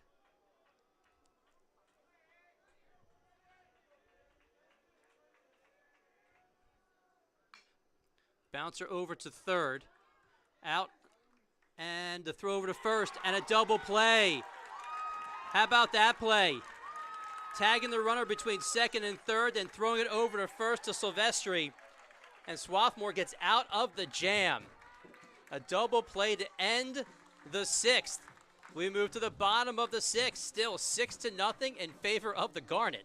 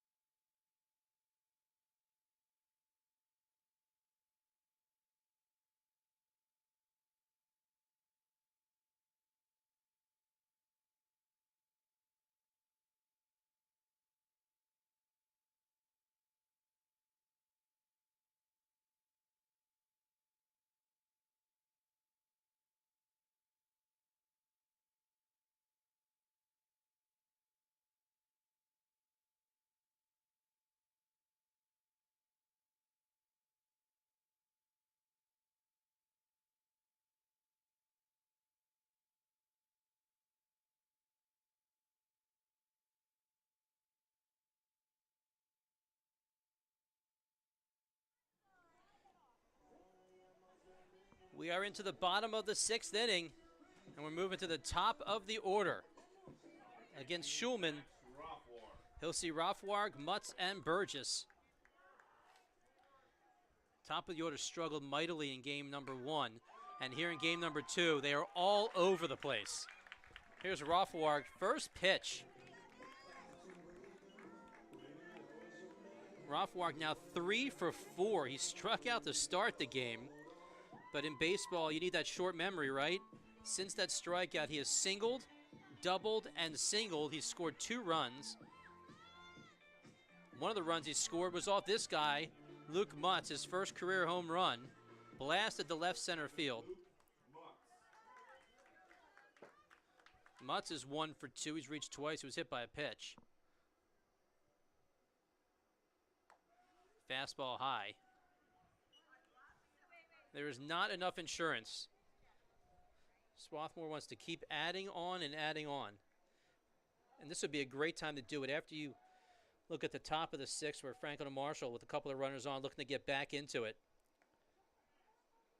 The fact that they were nailed on a double play that started with Mutz when he tagged the runner between second and third and then threw over to first base to get Silvestri. Or not to get Silvestri, but to Silvestri to get that second out. If they can come back here in the bottom of the 6th and put up a run, that would be huge in this game.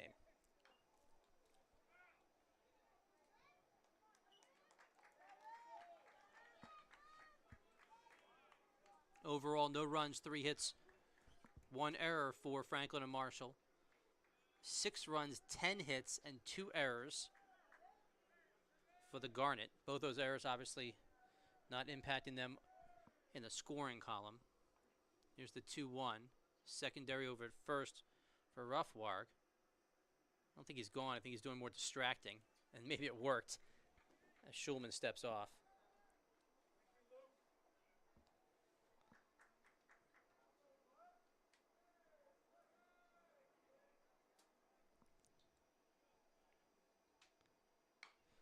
Hard hit ball right to first baseman. Looking to turn 2. And that won't be done, but they do get the lead runner. 3-6 on the fielder's choice.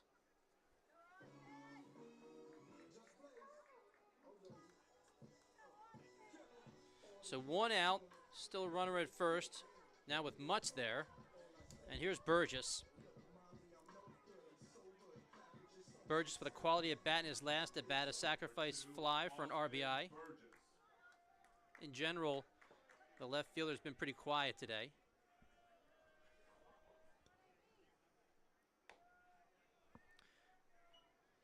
Still looking for some playoff positioning here in the Centennial as we look at game number 2s across the board this afternoon. You got the game here 6-0. Hopkins is beating Haverford 5-2 in the 3rd. The winner of that game will grab the last playoff seed. Not necessarily the 4th seed, but the final seed. If Hopkins wins, they will sneak in. If Haverford wins, they will get in. You have Muhlenberg-McDaniel playing out the string. It's 4-3 in the 4th. That game with no playoff implications. The other game that you want to keep an eye on in terms of just seeding is the Washington College game. Dickinson over Washington College 6-1. Washington College is in. They won game 1. They beat Dickinson to get in. So we know that the Shoremen are in. We just don't know if they're the 3 or 4 seed. That is yet to be determined. Count goes 2-2. So the Shoremen will travel to either Swarthmore or Franklin and Marshall on Thursday. And then you have Hopkins and Haverford. The winner of that game will also travel on Thursday.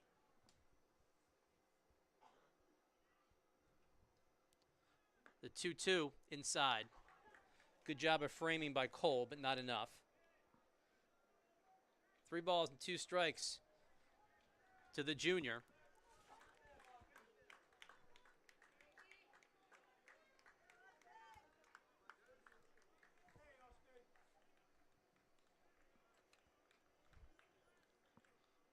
Runner goes, ball gets away,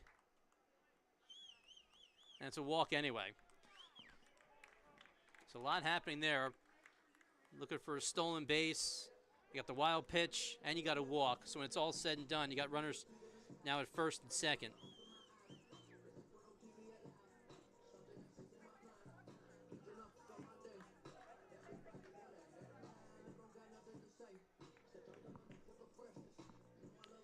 And here's number 1, Paul Cook. Paul Cook.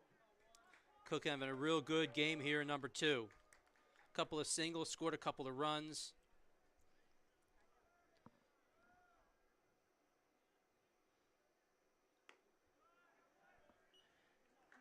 That's strike number 1. I'll tell you, with 1 out, I would not be surprised if they try to put more pressure on Cole behind the plate. With Mutz at second, getting the third with less than 2 outs is a real good place to be. And Cole has not been able to throw out batters. That ball hit pretty far. Foul. And in play. In play enough to pick up the out. So a long fly ball. A couple of runners move up, but that is out number 2.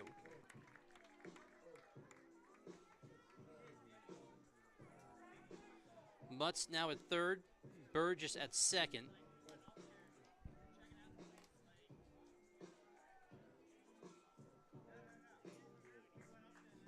Number 23, Matt Silvestri. Here's Matt Silvestri with a couple of runners in scoring position, but 2 outs now here in the 6th.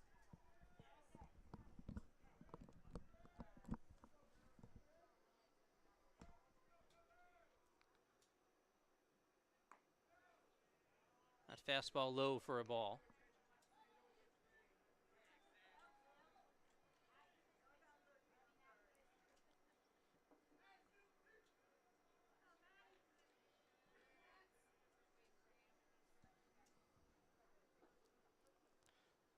Another ball in the dirt.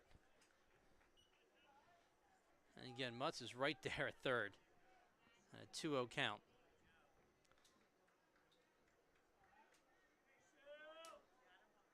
Swarthmore's already scored a run on a wild pitch. They got to be really careful. I feel like Mutz has been on third base all afternoon long. At least here in game number 2, it feels that way. The 2-0. 3 balls and no strikes to number 23. And you know we'll be taking here. Got to load the bases.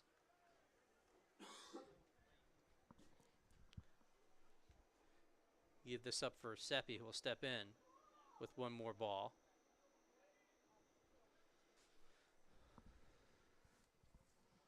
The 3-0. That one's low. So 4-pitch walk to Silvestri. That's the second walk this inning.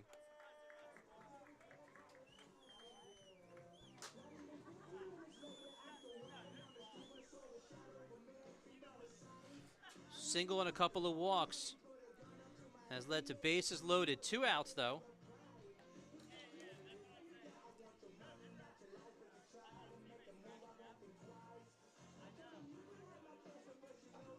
And here's our meeting.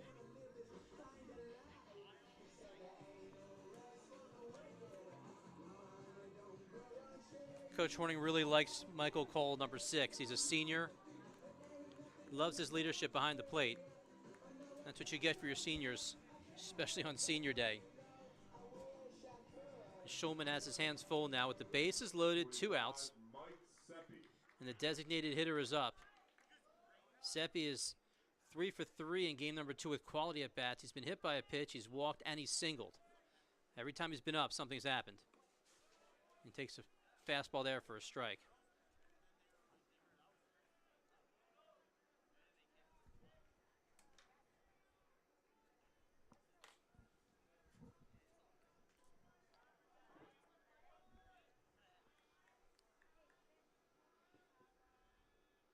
No balls and 1 strike. This one in the dirt. Good block by Cole.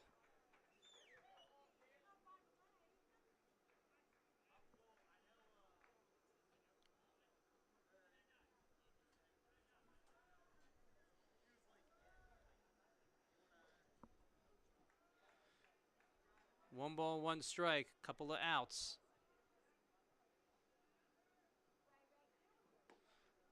This one inside.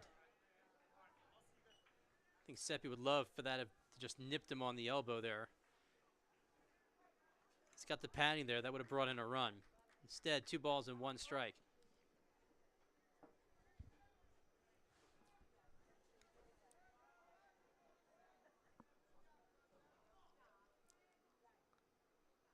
Here comes the 2-1. This one fouled back. So 2s are wild here in the bottom of the 6th. Seppi can really open up this game. You got Wheels on second base. Anything to the outfield, running on contact. You have to think Burgess has a pretty good shot at coming in. You got Mutz at third. Silvestri stands at first.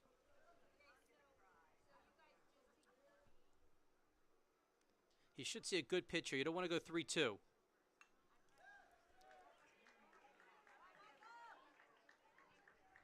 Going 3-2 with 2 outs and the bases loaded is a real bad place to be for a pitcher.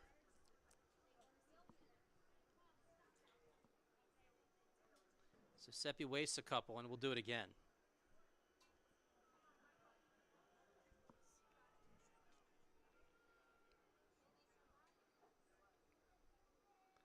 Here comes the 2-2. This one in the dirt. 3 balls and 2 strikes, 2 outs. Seppi's going to see something here he can drive. He's going to see a fastball. That's my guess. I don't know if Shulman will go to anything other than a fastball in this situation. Reynolds will be moving on the pitch.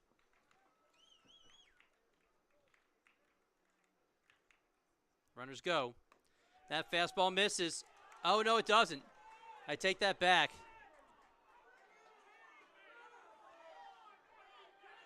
The pitch looked a little bit high, looked a little bit wide. But Seppi goes down looking. And Mitkiff is blowing a gasket over on the third base side, excuse me. So the bases are left loaded on a strikeout looking by Seppi.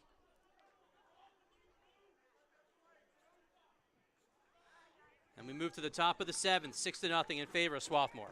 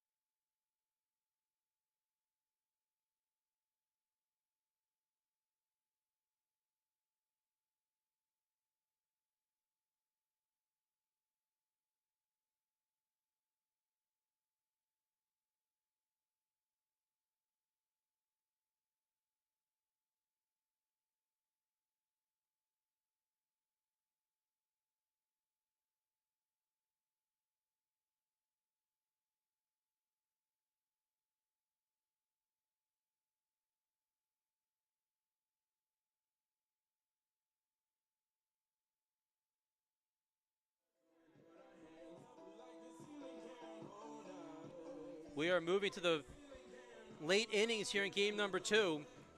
Swarthmore holding on to this 6-0 lead. And we have a new pitcher on the mound for the Garnet. This is number 10, Casey Jordan, taking over for Ed Berry, who pitched excellent. Give you the numbers on Berry in a second. But first, for Jordan on the season, a 2.19 ERA. He's 1-0 on the year. It's appearance number 14, all as a reliever. 12 1/3 innings, giving up just 3 earned runs. He pops one up to the right side, and Cook is there for out number 1.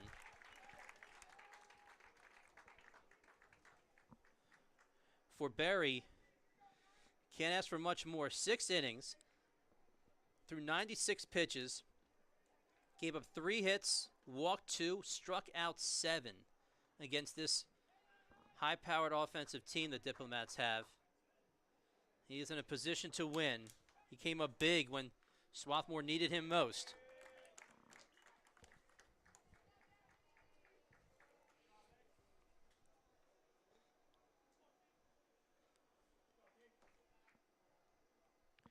This is 7, 8, and 9 here in the 7th inning. We're already at number 8 in Satina.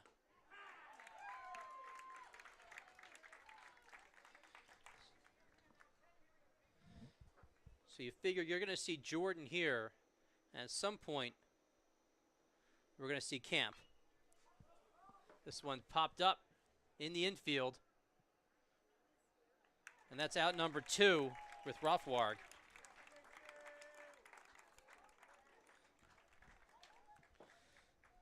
So these are the two pitchers that Coach Mitgift wants. He wants Jordan and Camp likely being the two guys that you might see if things continue to go Swarthmore's way here.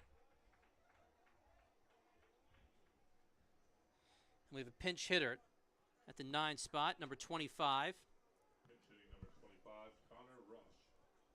So Connor Rush coming in the 9 hole.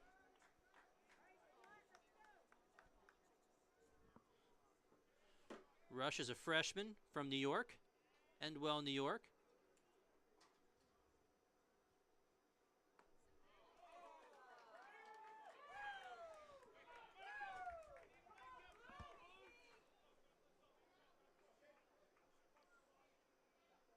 Rush seen limited time this year. But when he's gotten in, he's gotten it done.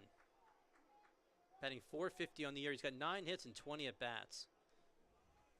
And he's a catcher, so it looks like it'll be a clean swap with Michael Cole.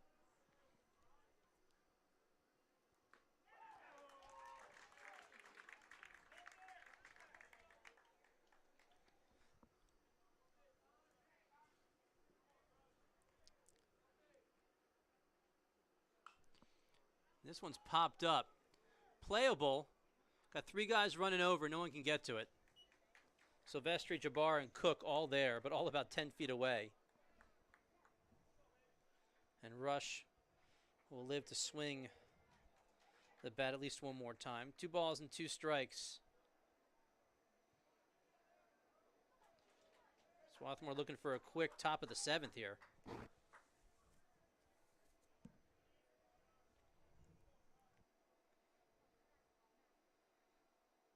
The 2-2 gets away and plunks him on the back. So 2 out base runner. We're going back to the top of the order.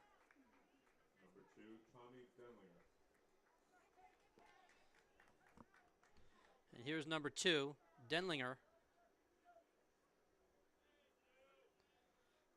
0 for 3. Did reach on an error in the 5th.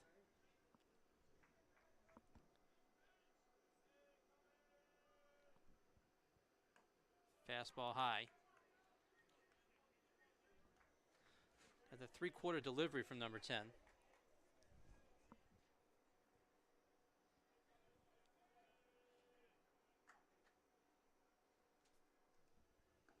It's a good pitch. Count goes even, 1 ball, 1 strike.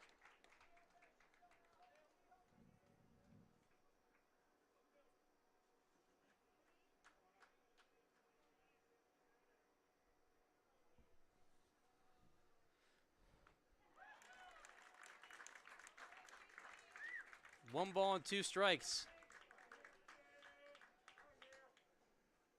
As Denlinger was fooled on that pitch. Still got that runner at first.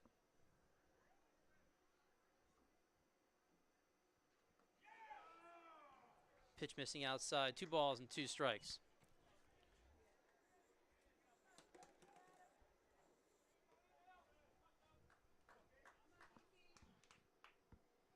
Twos are wild. 2 balls, 2 strikes, 2 away with that runner at first base. And there is strike number 3. For the 5th time here in game number 2, Swarthmore's ended the inning with a strikeout. And they do it right there to the top hitter. Time to stretch here at Clothier. 6-0 Swarthmore.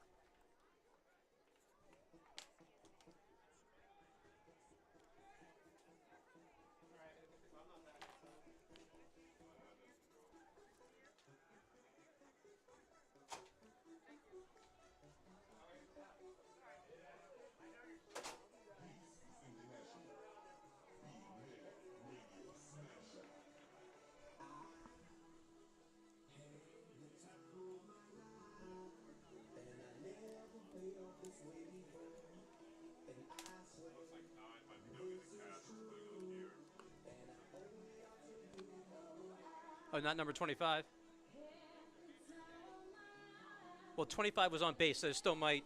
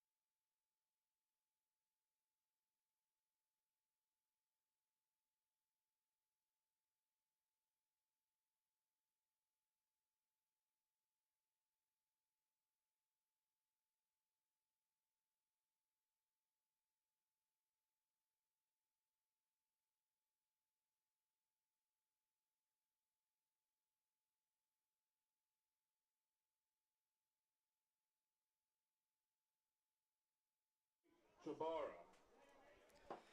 We are back, bottom of the 7th inning. Swarthmore up 6-0. Here's Nate Jabbar. We'll see 7, 8, and 9. We have a new pitcher on the mound. This is number 35, Stephen Turzai, a senior from Wexford, Pennsylvania. That's just north of Pittsburgh, Pennsylvania. That's Christina Aguilera's hometown, by the way, for those of you into music. Don't ask me how I know that.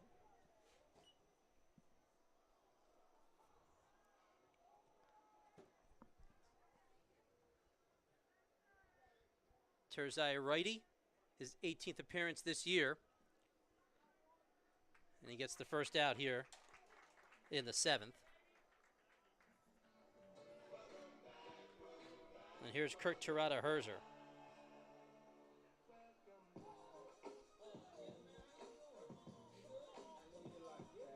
Some defensive changes as well for the Diplomats. Diplomats, number 25, Connor Rush, is now behind the plate catching for Turzai.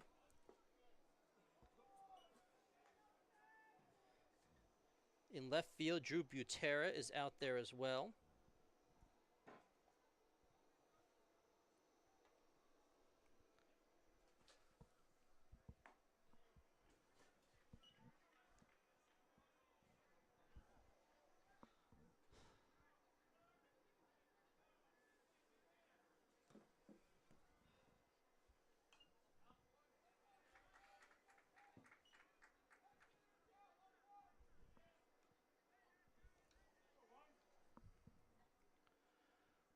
For Shulman, 2 innings pitched. Give up no runs, 2 hits, walked 3, struck out 2. Turzai is pitcher number 4 in game number 2.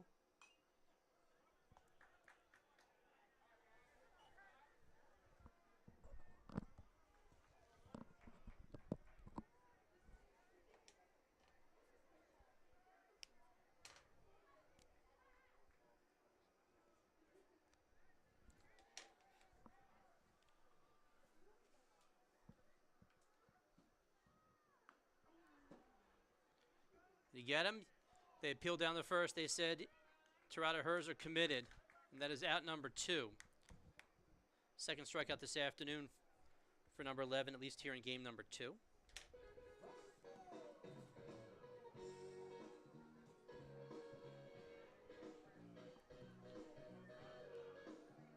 In steps the catcher, number 5, Andrew Olson.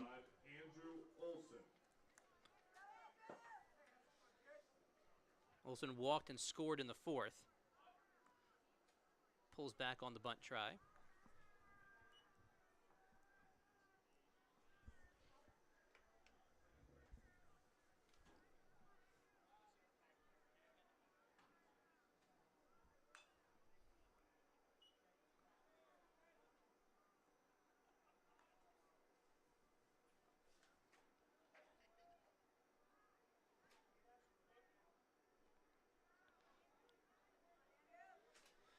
keeping an eye on that Hopkins Haverford game. Still early.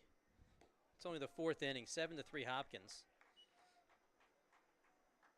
But unless something drastically changes, our game will end before that game, so we won't know exactly what the playoff matchups are when we go off air. Counts 2-2 to Olson. Dickinson's all over Washington College, so that was split. But Washington College had virtually nothing to play for in game number 2. They clinched in game number 1. The two teams will end the regular season with the same conference record. But Washington College has the tiebreaker. So Washington College and Dickinson will both end up at 10-8 in the Centennial this season.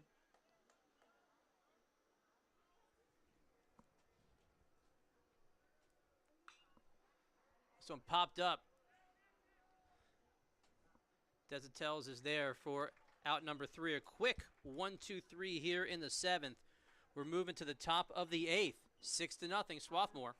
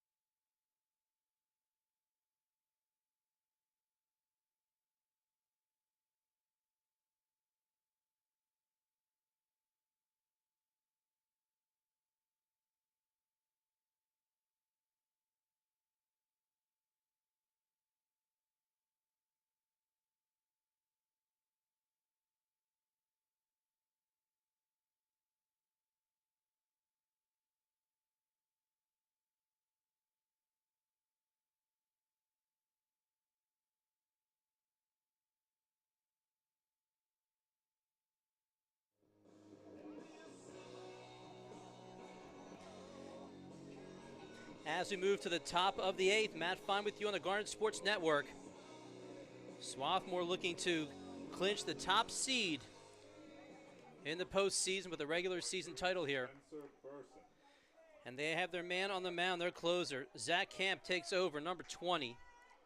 He will face 2, 3, and 4. Spencer Burson will be the first one. Camp is your Centennial Conference Pitcher of the Week.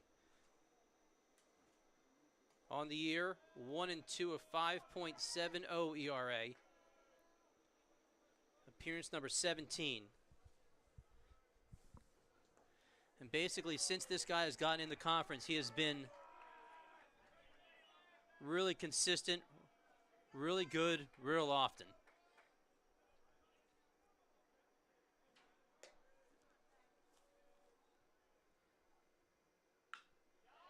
First pitch goes to left field, though, and a leadoff base runner here in the 8th.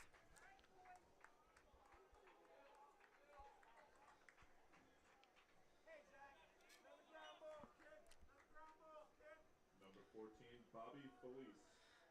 Here's Bobby Felice, the shortstop. He's reached all 3 times here in game number 2. A couple of singles, also reached on an error.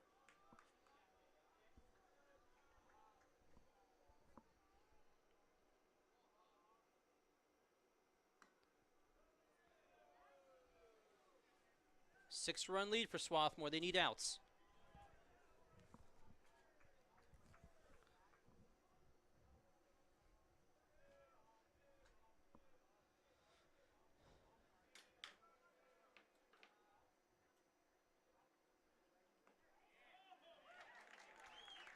Strike number 1, 1 ball and 1 strike to Felice.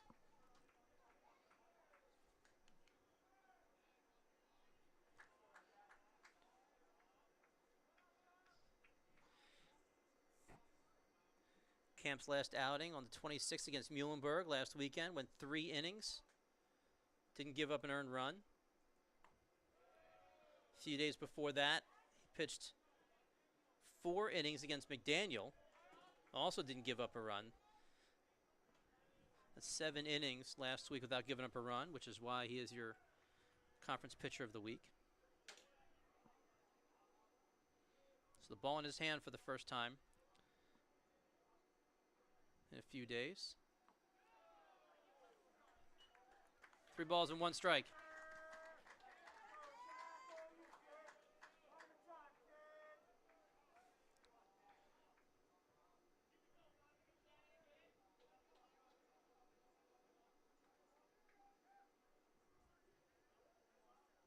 The 3-1. We've got ourselves a full count. Camp threw just 35 pitches on the 26th. That was on Tuesday, actually. So his arm should be good.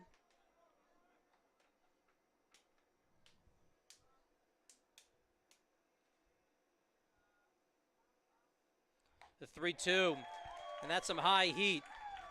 Felice goes up top to get it, but fails to do so. Number 19, Jacob Hoffman. That's a big out, number 1.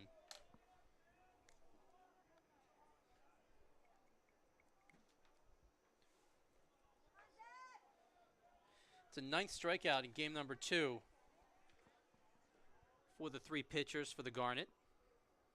And here's Hoffman. Hoffman gets under 1. Playable in center field. And there's Tirada Herzer for out number 2, and the runner stays put. So after a leadoff single, a couple of quick outs. And there's Will Samuel. Will Samuel.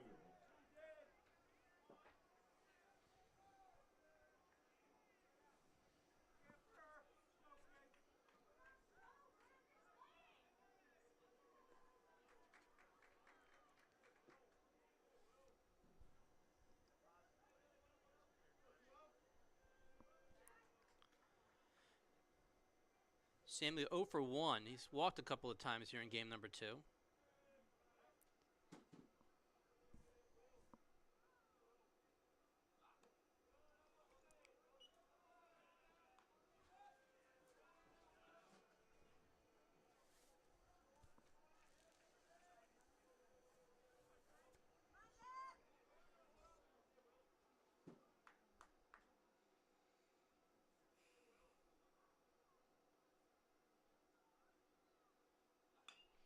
Bouncer over to first.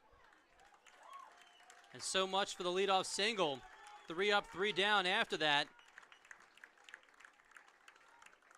We are moving to the bottom of the 8th. Still 6-0 in favor of the Garnet.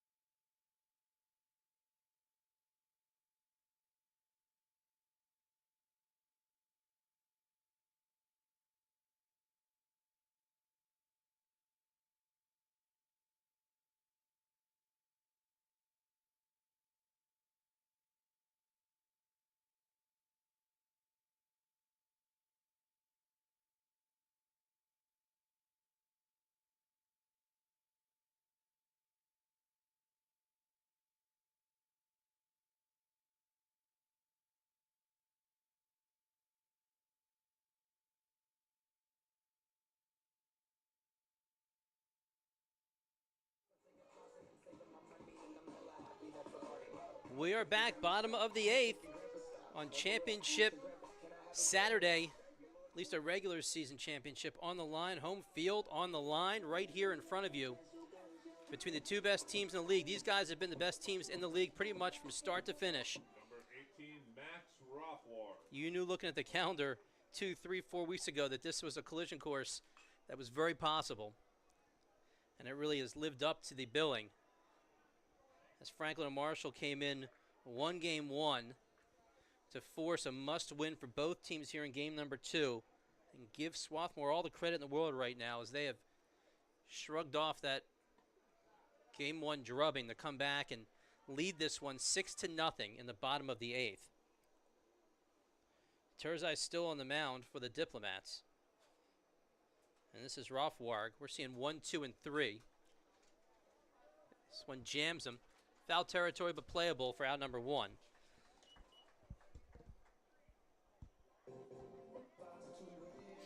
Looking at some of the tiebreakers, right now Hopkins is up on Haverford after 5, 7-3. Let's assume for a second that Hopkins wins that game. Hopkins will get in. They'll be the 4 seed if things end the way they're moving right now as Luke Mutt steps in. Washington College will be the 3 seed. Hopkins will be the 4 seed. So this ball's hit pretty hard to center. Back it goes. Back, and over the center fielder's head up against the wall. That ball stood up so long that Mutz comes in for a triple.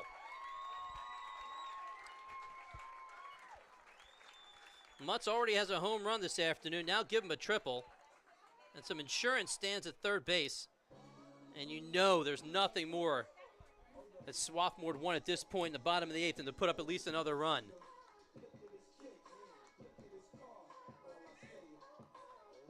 But again, if everything ends the way they're supposed to or the way they're moving in this direction, Washington will be 3, Hopkins will be 4. You have the 1 and 2 seed right here.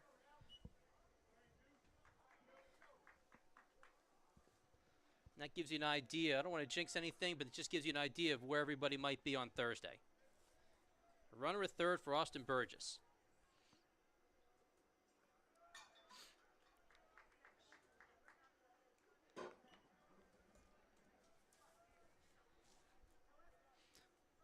Luke Mutz popped up to the first, or grounded out to the first baseman in his first at bat. Hit a home run in his second at bat. He was stranded at third in the 4th, stranded at third in the 6th, and he's at third in the 8th. Every time I look up, it seems like Mutz is standing on third base. It's the 3rd time he's been over there.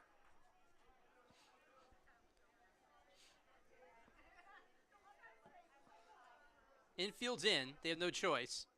Can't give up any more runs. That pitch is high for a ball, so count goes 2 and 2. Got all the students out at the dorm in left center field looking for a celebration. A bunch of parents in front of me with cautious optimism on a 2-2. That pitch misses wide. 3 balls and 2 strikes to number 2 in Austin Burgess, the junior from Maryland. He'd like nothing more than just poke that ball over the second baseman's head. He does send one over the second baseman's head. It hit hard enough that it does bring the run home, though. A sacrifice fly, and the junior does his job. That's exactly what Swarthmore needed. A hard hit ball deep enough to right field. Elliott had no chance to get a swift Mutz from third.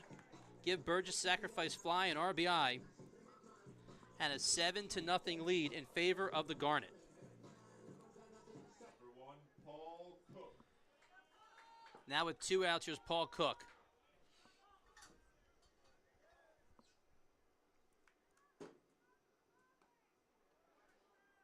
It's the first run scored in this game dating back to the 4th inning.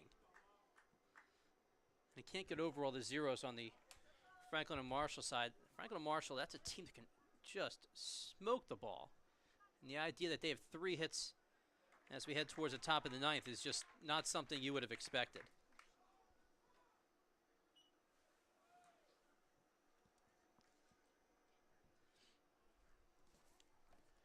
When we do get to the top of the ninth, we'll see 6, 7, and 8. Short of any substitutions, Desautel, Elliott, and Satina. Although Satina did come out, so looks like we might see Butera hit in his place in the 8th spot. We'll have to see how that plays out. But either way, Franklin and Marshall down to its final 3 outs. That one is fouled out of play.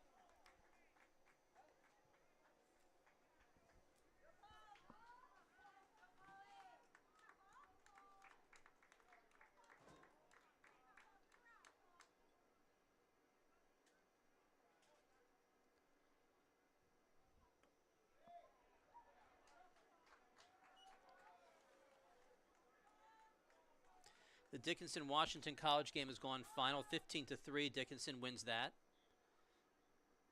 But they're on the outside looking in when it comes to the postseason, despite the same record as Washington College.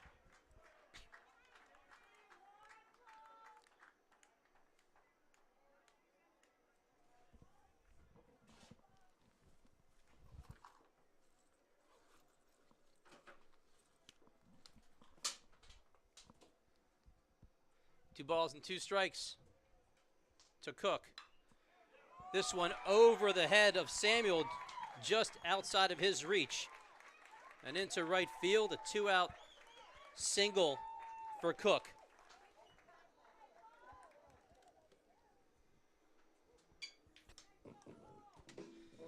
And the bottom of the 8th is not over just yet.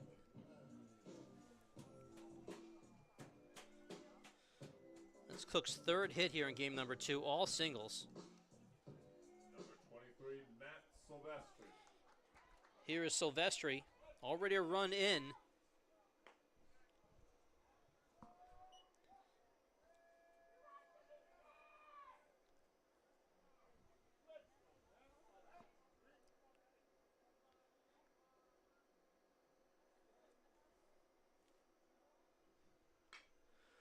Bouncer to the left side. This is going to be tough.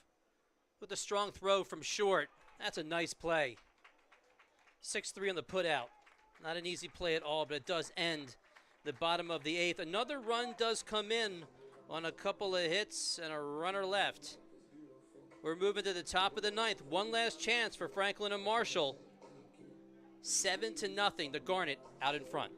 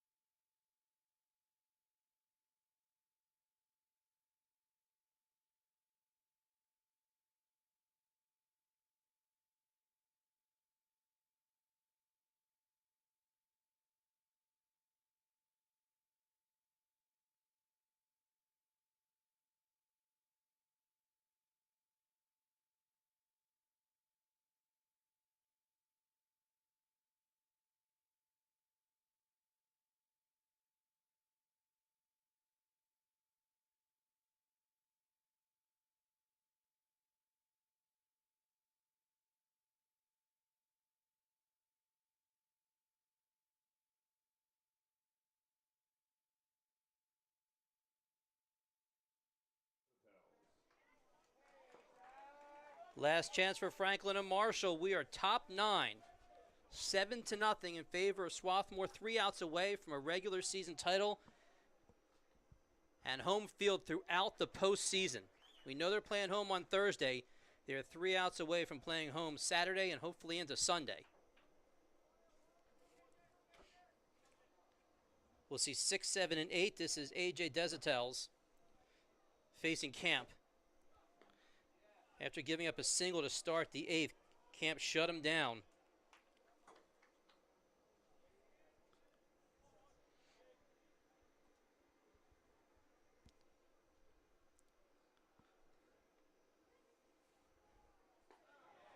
To think Swarthmore at this point in the season could host the postseason tournament is just really incredible when you think about the non-conference schedule they played and how much they struggled at the beginning of the year. They played one of the toughest schedules in the country.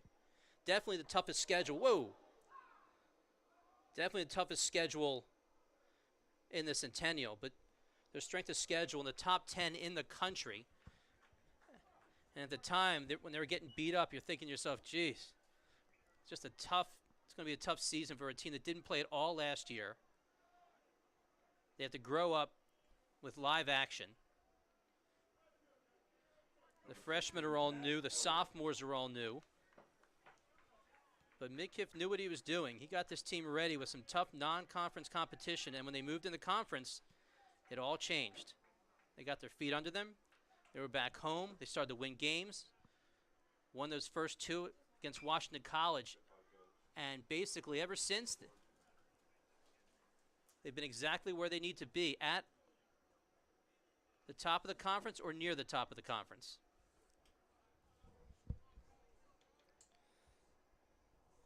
So with a runner on first, we have Pat Elliott up.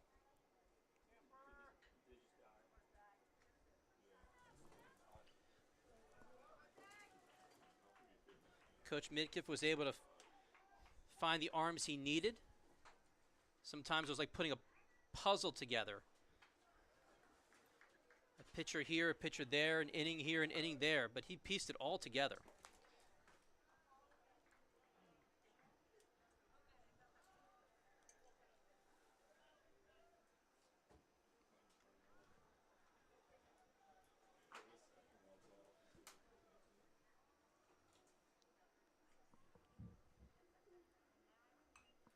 This one fouled back.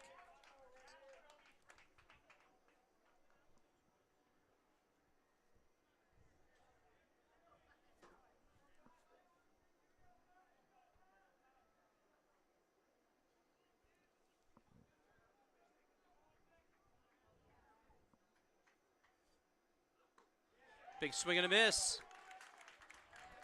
And down goes Elliott.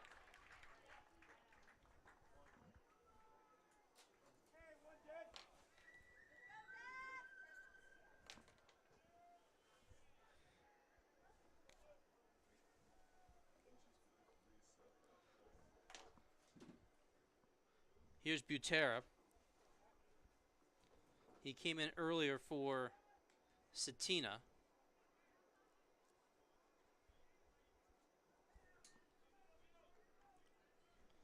One out. 10 strikeouts this afternoon for the Garnet. 3 pitchers have combined to do it.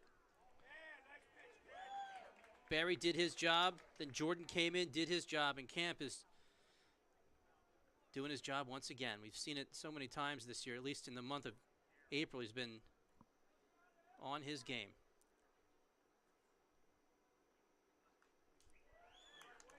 This one fouled back.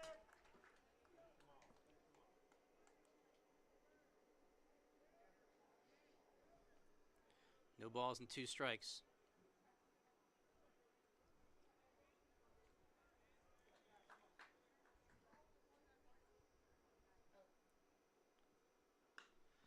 This one to right center field. And it gets down past the diving Tirada Herzer. It'll go towards the fence. The first run will come in. And the shutout is no more. This makes it 7-1. A triple by Butera. That scores Desautel's all the way from first.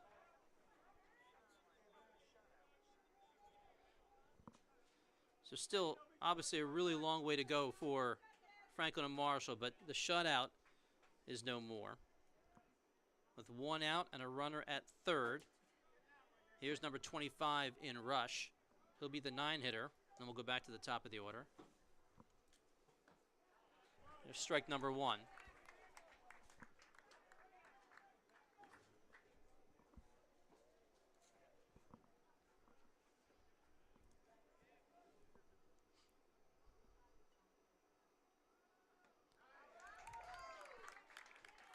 Rush in a hole, no balls and 2 strikes.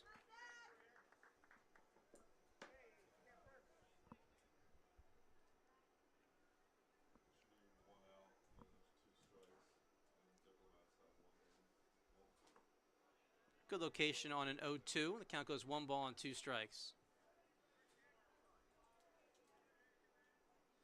No matter what happens here in the 9th inning, it's a 3 o'clock start time on Thursday for that first round. Swarthmore will be here. They're 2 outs away from being here as the number 1 seed. And now they're 1 out away from being the number 1 seed. Another strikeout as Rush goes down. Strikeout number 11 this afternoon.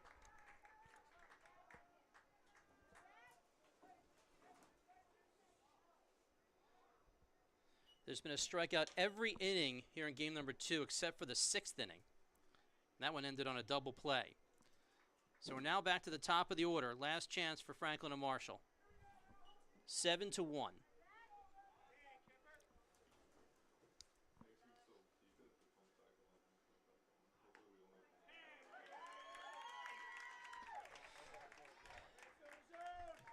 Swarthmore looking for a dog pile.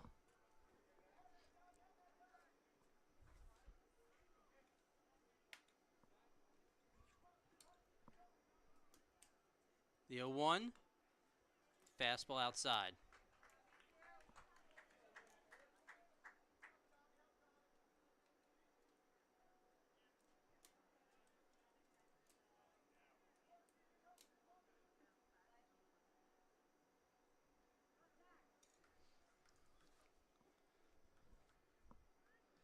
One ball, 1 strike. This one bounces at the feet in front of Olsen.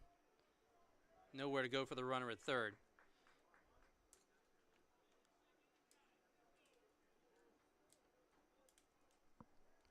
Two balls and 1 strike.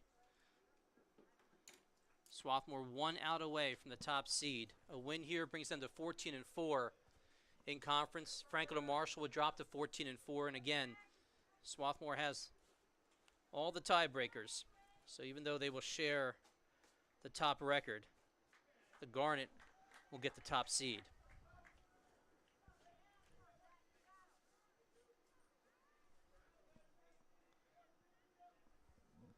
The 2-1. And it counts even. Fans are clapping in front of me. Franklin and Marshall down to its final strike to end the regular season. Swarthmore looking for that number 1 seed for the first time since 2018, just the 2nd time. Now, it did hit number 24, but he's in foul territory. That's just a foul ball.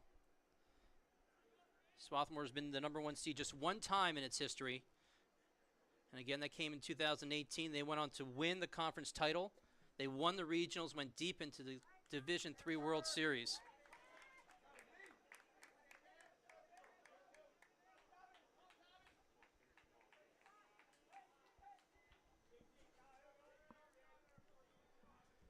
Here's the 2-2. Just missing high, and the count goes full. 3 balls and 2 strikes.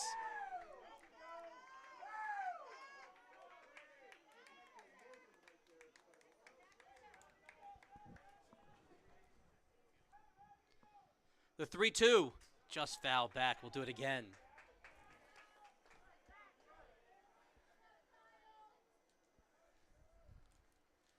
Just 1 more strike away from that title. A conference run that started with that doubleheader win right on this field against Washington College. It can end right here against Franklin and Marshall. This one bounced foul again.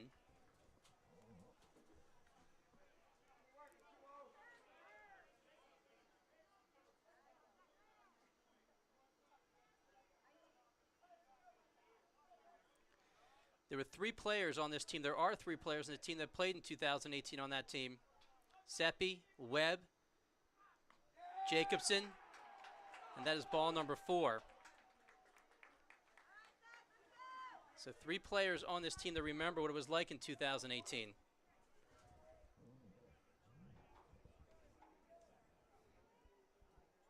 And now with that walk, runners at the corners. And here's Spencer Burson. Burson with a couple of hits and a couple of strikeouts.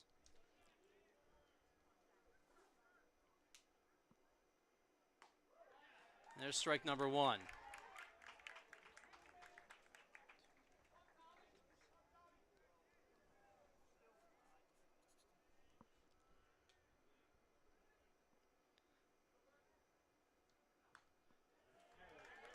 All right, bursting in a hole. No balls and 2 strikes once again. Franklin Marshall down to its final strike here in the regular season.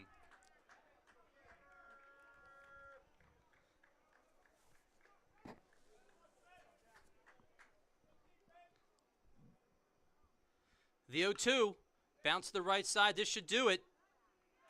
And that is out number 3.